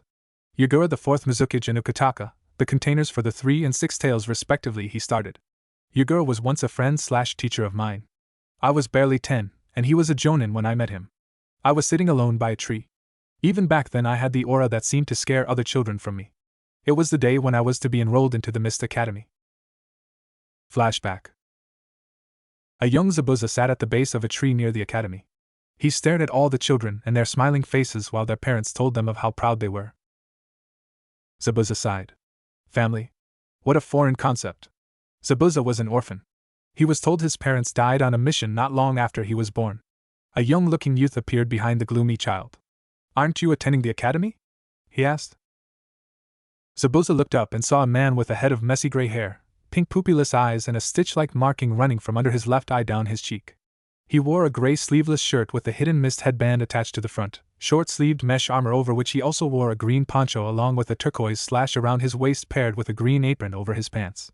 He wore brown boots and carried a staff with uneven-sized hooks with a green flower on the larger end. Of course I am. He sniffed, and I'm going to be a great shinobi too, he declared. Oh? And where are your parents? The man asked. Zabuza's demeanor instantly changed. The man watched with interest as Zabuza's shoulders slumped. They're dead, he muttered. The man was about to comment further when the bell rang for the beginning of the academy year. Better go, else you'll be late for class, he said instead before turning and walking away. Wait. What's your name? Zabuza called after him, scared the only one who wasn't afraid to approach him was leaving him. My name is Yagura. See you around, Yagura called over his shoulder before disappearing in a swirl of water. Flashback end. And from that day, until I graduated, he would meet me in front of the school gates whenever he didn't have a mission. By the second year, he was already training me in the shinobi arts. Before I knew it, I saw him as a teacher and someone I could talk to. Zabuza finished. Haku's eyes widened. So that's how you managed to kill your entire graduating class, he realized. Yeah, well, that and the fact that one of them pissed me off. I dare him to say that about my family again, Zabuza grumbled. The trio's sweat dropped. What about the other one? Naruto and Fu asked in unison, interested to hear more about fellow Jinchuriki. I only met him a few years after I graduated, and that was only briefly, Zabuza frowned. It was after the mission Shiro died. Flashback. A teenage Zabuza was seen sitting on a cliff looking out at the ocean. He was weeping silent tears for his lost teammate. Of course, he had killed every single one of the shinobi there with nothing but kunai and his rage, but apparently some escaped because a few days later, he was registered in the bingo book as a B-ranked shinobi. Nicknamed Demon of the Mist, and Zabuza felt that was accurate. He felt no remorse for taking the lives of all the shinobi there. They deserved it for killing someone like Shiro. "It's quite the view, isn't it?" a voice called behind him. Zabuza wiped his tears away before turning around to see a tall, thin young man with pale golden eyes and brown hair that reached his shoulders. He wore a gray full-body suit along with a variant of the Hidden Mist flak jacket that had very low shoulder guards as well as a zipper and a pouch on his upper chest. He also wore the mist forehead protector, fingerless gloves and bandages on his forearms. "Who are you? And what do you want?" Zabuza asked with suspicion and caution. "My name is Ikutaka. I came to see for myself the demon of the Hidden Mist, and I got to say, the rumors were exaggerated. True, the death of your teammate caused you to create a slightly physical demon construct those sheer killing intent and rage. But despite the rumors and the bingo book, you aren't a demon. If anyone were to be demons of the mist, it would be me and Yagura. Demons aren't capable of feeling sorrow," he said as he walked off. Flashback end. Only later during the coup when I fought Yagura as the Mizukage and he unleashed the three tails, did I realize that he was talking about them being Jinchuriki. Zabuza concluded. "Is Ikutaka still in Mist?" Haku asked. "No, a week after I saw him, he left the village and is declared a missing nin," Zabuza answered.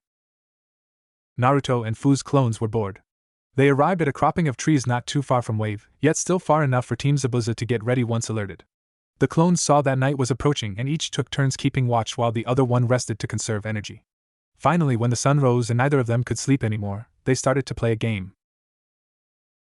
I'm thinking about a ninja whose skin is blue," and Fu started her turn before being interrupted. "Kisame Hashigaki," Naruto drawled. "Seriously, that was too easy, you running out of ninja?" he teased. Their game was simple. They would take turns and on each turn they would think of a ninja from the bingo book. They would describe the ninja by using either color, known achievements, weapons or anything else they could think about while the other had to guess it. "Oh, of course not." Fu blushed. "Fine, your turn," she huffed upon seeing his unbelieving look. Naruto was about to start his turn when he heard voices coming down the road.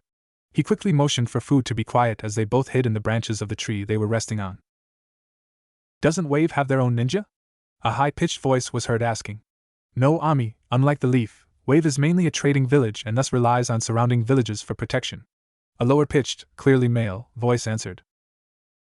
"Yeah, Ami. Use your brain. If Wave had their own ninja, why would they hire us?" another high-pitched voice added in. The group came into view and the clones nodded to each other. Their target was confirmed. Both ninja put on their blank masks before attacking the group. "Hidden Jutsu, scale powder technique," Fu muttered while blowing out some glittering dust that hovered over the group for a second before catching the sunlight and reflecting it into their eyes. Taking advantage of their confusion, Naruto attacked. "Water style, glimmering water chains," Naruto muttered. On command, chains of water came up and wrapped around the ninja who seemed to be the highest rank. Dashing out from his cover, Naruto quickly drew his sword. "One slash," he declared before cutting the restrained ninja in half. Just as he sheathed his sword again, Naruto was forced to dodge a fireball heading his way. He narrowed his eyes before charging at the shinobi who made it. "Is he another Jonin? 'Cause he looks a little young to be anything more than genin," Naruto mentally asked himself before looking at him again. "And is it just me or does his haircut resemble a duck's butt?" Ignoring that piece of random information, Naruto quickly threw a punch hoping to knock the shinobi out quickly. To his mild irritation, the shinobi dodged before throwing his own punch. "Go Sasuke! Get him!" the two girls cheered from next to Tazuna. Naruto's eyes twitched from behind his mask as he dodged another punch. "Ow, my ears," he internally grumbled. Having enough of this, he ducked under the next swing and unleashed a devastating uppercut that sent the now named Sasuke back towards the group unconscious. "Sasuke!" both girls cried upon seeing his body flying towards them. Naruto took a moment to look around the area. He spotted Fu sneaking behind the group and getting ready to throw a kunai that would surely kill Tazuna before the girls could react. Fu was about to throw the kunai when suddenly a deafening screech of "Sasuke" was heard as the fangirls discovered he was unconscious. Fu dropped her kunai while both she and Naruto clutched their ears in pain. In another second of the screech, both clones dispelled. Naruto was about to voice his confusion on how Yagura went from being Zabuza's friend to Zabuza trying to kill him when he and Fu were suddenly hit by a wave of memories. Once they sorted out the memories and reached how the clones died, both their eyes twitched. I presume that the clones are dispelled? Zabuza asked.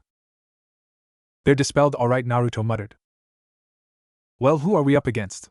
Zabuza asked. One Jonin, one male genin, two Fandros, Fu muttered.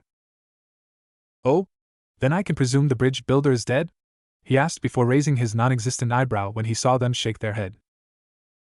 We found the bridge builder and the leaf team as you predicted. Fu used her scale powder to blind them while I used my water chains to restrain the Jonin, and one slash to slice him in half, though I believe I saw a log where he was. Fu nodded to confirm his statement. I then charged towards the bridge builder but was intercepted by some kid with a duck butt haircut. He continued while Haku, being the mature guy he was, snickered at the duck butt part. We engaged in a taijutsu fight for a bit before I won. Fu was about to attack the bridge builder when the Fandros screeched with a high enough of a pitch to actually cause our clones to dispel. He finished with his eye twitching. Haku couldn't hold it in any longer, as he finally burst out laughing. Naruto's eye twitched even more violently as Haku continued rolling around in laughter. Finally he stopped enough for Zabuza to ask, do you know the name of the Jonin? Naruto thought for a second before remembering.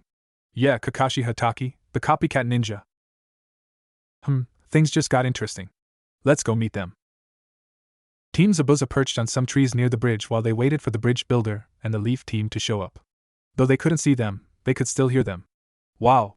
It's huge! A high-pitched voice was heard. Seriously, they are loud, Naruto grumbled as he stuffed some cotton in his ear. Finally Zabuza saw the team get off the small boat they used to cross the lake. It's time, keep out of this fight. I'm gonna take a stretch. Only interfere if necessary. You know what to do, he said with a pointed look. Yes, Zabuza-sensei, they chorused before hiding their presences and donning their hunter nin masks. Time to have some fun, Zabuza chuckled before jumping off in the direction of his target. Zabuza watched in amusement and disgust as the fangirls fawned over the kid with the duck butt haircut. He looked at the rabbit in his hands. If he dies, Haku is not gonna be happy, he thought as he debated whether he should release the mammal as a distraction. Finally he shrugged. I'll just get him a new one, he thought before setting it down at a base of a tree not far from where he was. Not long after he returned to his tree. The group passed the tree where he left the bunny. I hear something over there, one of the fangirls shouted before throwing a kunai into the bushes. Zabuza's amusement grew when he heard the other girl scream, Ami, stop trying to show off in front of Sasuke. Everyone can see through your stupid act. It's so obvious it's embarrassing. Ami, those are kunai knives. They are dangerous, Kakashi chided. Stop trying to scare me, you sloppy little girl, Tazuna screamed, holding his heart. But I heard something. The girl tried to argue before turning around and throwing another kunai, this time by where Zabuza left Haku's pet. Over there. That's enough, Ami, the pink-haired fangirl screamed before stomping over and attempting to hit her. Enough, Sakura, Kakashi said before wadding through the bushes. Zabuza winced upon seeing the bunny scared half to death with the kunai missing it by less than an inch. Haku's not gonna be happy, he thought again, seeing the bunny twitch in fear. Seeing Kakashi spot something, the fangirls walked to him, leaving the other males in the middle of the road. Ami, look what you did, Sakura screamed. No. I'm sorry, little rabbit. I'm sorry, Ami cried as she ran over to hug it. All this fuss over a rodent? Tazuna deadpanned. Zabuza smirked, seeing the gears in Kakashi's head turning. Guess the gig's up, he thought before heaving his blade and throwing it. It's a snow rabbit, usually found in the land of iron or snow. Its fur is only white during winter where there's little sunlight. This rabbit was raised indoors, which can only be for one purpose, Kakashi thought before looking into the trees. He heard a faint sound of leaves rustling. Look out! He shouted before ducking just in time to avoid being decapitated by a large butcher blade. Zabuza was slightly disappointed upon seeing none of them got killed, but nonetheless leapt from his cover and landed on the handle of his blade that was stuck to a tree. Well, if it isn't Zabuza Momochi. A missing nin from the village hidden in the mist, Kakashi stated. The kid with the duck butt haircut got a gleam in his eyes as he started charging forward, only to be stopped by Kakashi's hand. Sasuke, you're in the way. Stay back, he said. What? You dare say and Uchiha is getting in the way? He fumed. Yes, now stay back. Zabuza isn't like the ninja you saw earlier. He's in a whole other league. Zabuza watched in amusement but couldn't help but adding in his thoughts alone, yes, neither Naruto nor Fu could beat me even if they team up. But once Naruto and Fu team up with Haku, Even I have trouble keeping up at times, not that I would tell them that. If he's our opponent, Kakashi said as he lifted his hand towards his headband, then I will need this.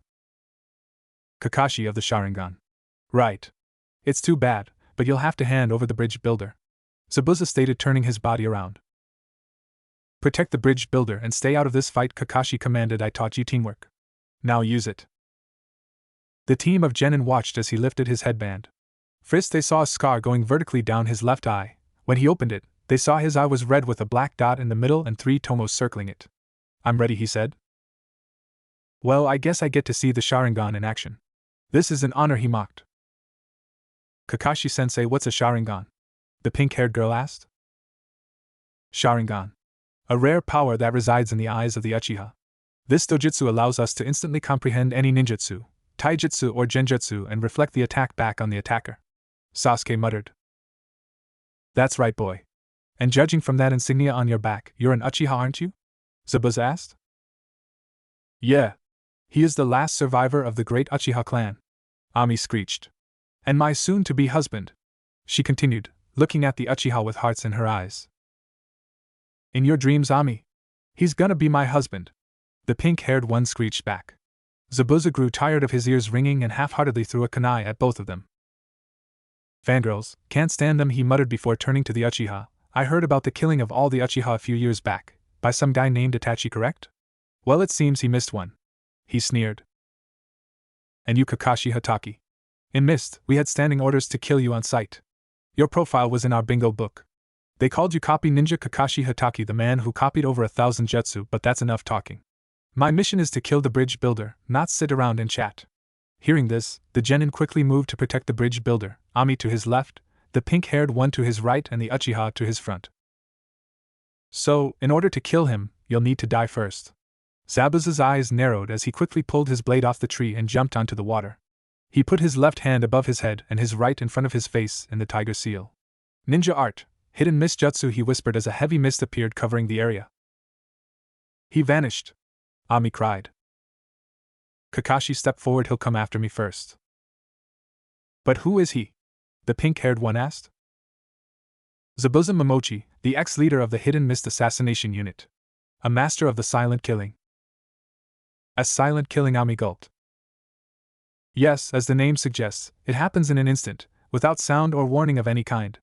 It's so fast, you die before realizing you are killed. Even my Sharingan cannot fully counter it, so don't lower your guard. 8 points, Zabuza whispered through the mist, his voice echoing everywhere, making it hard to pinpoint his location. Larynx, spine, lungs, liver, jugular, subclavian artery, kidneys and heart. Now, which will be my kill point? He asked before focusing his killing intent on the group. Kakashi formed the tiger seal and focusing his chakra, he was able to partially clear some of the mist surrounding him. What an intense killing intent. It feels like even a single movement is enough to bring on instant death. A clash of 2 jonin with intent to kill. I've never felt anything like it. Sasuke thought before bringing the kunai in his hand to his throat, ready to kill himself to get rid of the pressure. Sasuke! Calm down! Kakashi's voice was like a blade cutting through his suicidal thoughts. I'll protect you with my life. All of you. I won't allow my comrades to die. I wouldn't be so sure, Zabuza whispered from the middle of the group, blade poised to slice. It's over, he said before swinging his sword. Kakashi's eyes widened as he made a mad dash towards the group, arriving just in time to stop Zabuza from unleashing the blade. He pushed everyone out the way before impaling Zabuza in the stomach. But something seemed wrong. Instead of blood, water poured out. Zabuza appeared behind him mid-swing die. He shouted before he cut the copycat ninja in half. Zabuza's eyes widened as Kakashi revealed to be just a water clone. A water clone? He copied me through the mist. Don't move, Kakashi said, putting a kunai by Zabuza's throat. Now it's over. Zabuza merely laughed. Your technique is nothing but an imitation. I'll never be defeated by a copycat like you. Though I admit, I am surprised that you managed to copy my water clone jutsu while still making your speech. But it's not like you are the first one to do it, he said, thinking about the many times Naruto did the same trick with many different entries and follow-ups in their team spars. Zabuza appeared behind the copycat ninja, and I'm not that easy to fool. Kakashi's eyes widened before he sliced his kunai across the throat of the Zabuza in front of him. His suspicions were only confirmed when Zabuza only exploded in a shower of water. The Sharingan user's danger senses warned him of oncoming danger. Trusting his honed instincts, he ducked just in time to avoid being decapitated by the large blade. Zabuza smirked. He swung his blade down, and using its momentum, he jumped over and kicked Kakashi into the lake before dashing after him. Before he took more than a step, Zabuza saw black dots on the ground. Traps? His eyes widened before he smirked. Good try in slowing me down, but not good enough, he thought as he simply jumped over and into the lake. Sensei! The genin cried. Finally, the leaf jonin surfaced from the lake. This water. It's dense. Too dense, he thought. Fool. Water style, water prison jutsu, Zabuza called behind him. Kakashi barely had enough time to react before he was trapped inside a sphere of water. No! He thought in alarm. It was a rookie mistake to escape into the water, he snarled to himself before looking towards Zabuza. This prison may be made of water, but it's stronger than steel, Zabuza chuckled. Can't do anything now, can you? So much for the great Kakashi Hatake. I'll finish you off later. I will get a decent amount from your head. And it would make a good gift for when I get back to the rebellion, he added in his head. But for now, it's time for the bridge builder to die. Water clone jutsu. Instantly a clone of his rose out of the lake. You may think that just by wearing a headband makes you a ninja. When you've hovered between life and death so many times it doesn't faze you, then you may be called a ninja, he said. When you've become so deadly, your profile has entered into my bingo book, then you may have earned the title ninja, but to call brats and fangirls ninja, Leaf's standards must have fallen from the times of the yellow Flash and white Fang. He continued before disappearing in a burst of speed.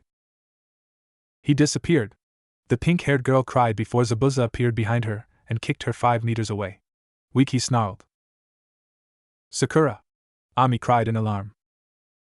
You're just brats, he continued, stepping on her fallen headband. Kakashi looked on in horror from the water prison. Get the bridge builder and run. He shouted. He can't move while keeping me in the prison, and the water clone can't go far from him. If you get away, he can't follow. Run away? No way. Uchiha, don't run. Sasuke snarled. Fire style. Fireball jutsu, he said as he breathed a ball of fire twice his size towards Zabuza and Kakashi. So your brat is willing to hit you if it means to damage me? Too bad that won't work, Zabuza said casually as the water clone moved to intercept. TCH, the Uchiha frowned. The clone was destroyed, but it served its purpose in stopping the fireball. I won't let you try that again, Zabuza said, water clone jutsu. Like before, clones formed from the water of the lake, but unlike before, there were 9 as opposed to the 1. Sasuke looked at the clones before closing his eyes. In, out, he counted his breaths as his hands slowly crept towards his weapon pouch. Just like in training, his eyes snapped open and he flung the 5 shuriken in his hands towards the clones. 2 found their mark while others simply bounced off the clones' large blades. Undeterred, he grabbed more in each hand and flung them towards the clones again, but this time, he used the shuriken in his right to ricochet the shuriken to different targets, successfully managing to surprise 5 of the clones. Zabuza looked on in slight amusement at the show of shuriken and just slightly tilted his head to the side to avoid one that flew towards him. He never saw the smirk on the Uchiha's face.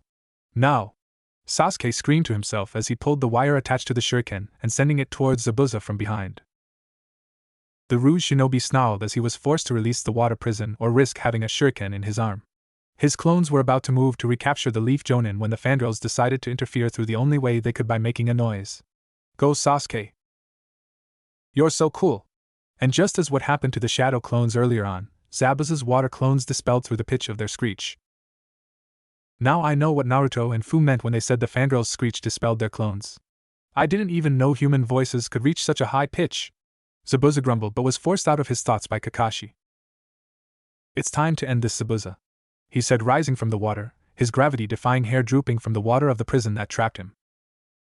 It is, Zabuza agreed before starting to weave a long chain of hand seals which the copy named promptly. Well copied. Ox, monkey, rabbit, rat, boar, bird, ox, horse, bird, rat, tiger, dog, tiger, snake, ox, ram, snake, boar, ram, rat, dragon, monkey, bird, dragon, bird, ox, horse, ram, tiger, snake, rat, monkey, rabbit, boar, dragon, ram, rat, ox, monkey, bird, dragon, rat, boar, bird, they chanted in unison. Water style, water dragon jutsu. Simultaneously 2 dragons with yellow glowing eyes made of water emerged from the lake and battled for dominance. But in the end they were evenly matched and cancelled each other out. Both Jonin dashed towards each other and ensured a sword-on kunai battle. How? How is a copycat like you able to match my water dragon? Zabuza raged. Kakashi sweated. Zabuza's rage sped up and enhanced all his blows, and cracks started to appear on the copycat's kunai. Soon I won't be able to keep up with his speed, Kakashi realized, the battle and use of the Sharingan taking its toll on him. With this in mind, Kakashi looked Zabuza in the eye with his Sharingan and planted a small reaction delay genjutsu, and jumped away. With his rage, Zabuza never noticed the difference. "I'll end this now," he shouted, and started another sequence of complex hand seals which again Kakashi mimicked. But due to the genjutsu Kakashi placed, Zabuza was a second too late. And in the ninja world, a second was all that was needed.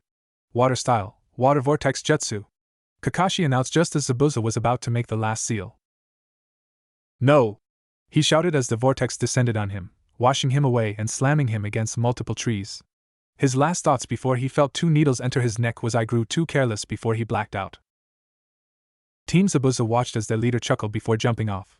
"It's times like this that I wonder if he's lost it," Haku muttered. "I mean, who in their right mind likes to fight opponents that can kill them?" With that question in the air, the rest of Team Zabuza jumped after him. They stopped just far enough to be out of the average sensor's range, but close enough to rush in if need be.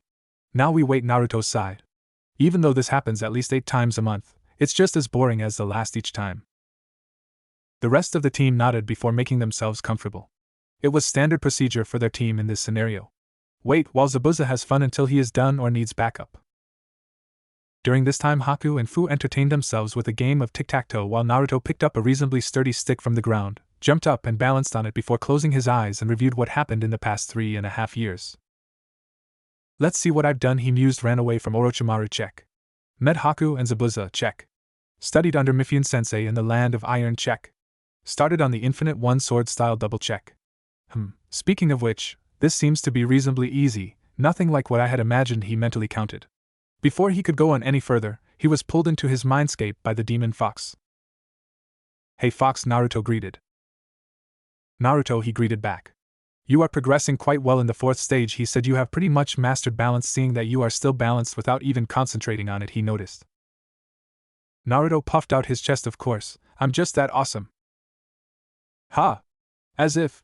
The only reason you are doing so well is due to your clones, and that the first 3 stages tie in quite well with your little shinobi training," he laughed, "but soon it will start splitting. The next part is accuracy. You must hone it to the point where you can throw anything from a pebble to the katana into a bullseye around 30 meters away," he said, enjoying the look of shock on the blonde's face. 30 meters? That's crazy aim," Naruto shouted incredulously before calming down and looking at the fox with a determined face. "But I'll do it. Just like I did everything up to this point." We'll see.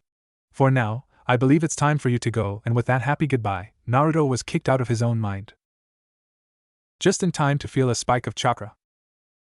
Naruto hopped down from the stick without looking at his other 2 teammates.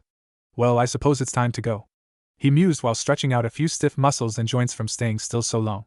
"Well? What are you waiting for?" Naruto asked, finally turning around after getting a particularly satisfying pop in his neck. "He's looking for his bunny again," Fu explained while Haku was looking around frantically.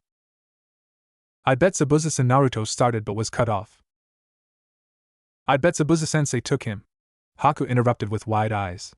"He's going to use Mr. Fluffless as a diversion." He started hyperventilating. "Mr. Fluffless shouldn't be near a Jonin battle. He could be caught in the crossfire." Naruto and Fu looked at each other, then at the panicking Haku. "I'm going to kill him," Haku said with a mad gleam in his eyes. "I'm coming, Mr. Fluffless," he cried before dashing off towards the fight. Naruto and Fu sighed. He is always like this when he doesn't see his bunny. Arriving at the battle, the trio saw Zabuza and Kakashi jump away from each other before starting a long string of hand seals. "Those seals, Zabuza-sensei must be near his limit," Naruto muttered. "He doesn't bring that jutsu out unless the fight's about to end." His thoughts were proven right as moments later a large vortex of water was formed, but to the group's surprise, it was from Kakashi instead of Zabuza like they had thought. "Wow, the copy Nin actually finished the jutsu faster than Sensei," Fu remarked. "Come on, let's get him out of this mess," Haku muttered, though he was clearly still angry about his bunny. They each looked at each other to ensure they had the right mask on. While this happened, Naruto spotted Haku's bunny on the bank of the lake and silently made a shadow clone to retrieve it. Haku spotted Kakashi nearing Zabuza's near-unconscious body and decided that he was going to be in danger if the copy Nin got any closer. He threw 3 Saban needles that punctured the demon's neck in precise pressure points to put him in a false death state. Team Zabuza body flickered to the top of the trees around that of which their sensei lied. Thank you for weakening him for us. We've been tracking him for some time, Haku said in a perfect act of emotionless. Now if you will excuse us, we have a missing nin to take care of, Haku said, allowing a little anger to show. Must be because of something Zabuza did to him personally, possibly killing a close friend or family, Kakashi thought before walking forward and placing his fingers on Zabuza's neck. He's dead, he declared, pulling his headband down to cover his Sharingan, and stood up. He's all yours, he smiled, though the only indication was the upwards curling of his exposed eye. The teens disguised as Mist Hunter nin jumped down from their respective trees as Kakashi walked away. Haku draped Zabuza's left arm around himself while Naruto did the same to his right. Fu grabbed his sword from where it had fallen, and just as they came, they left in a cloud of smoke.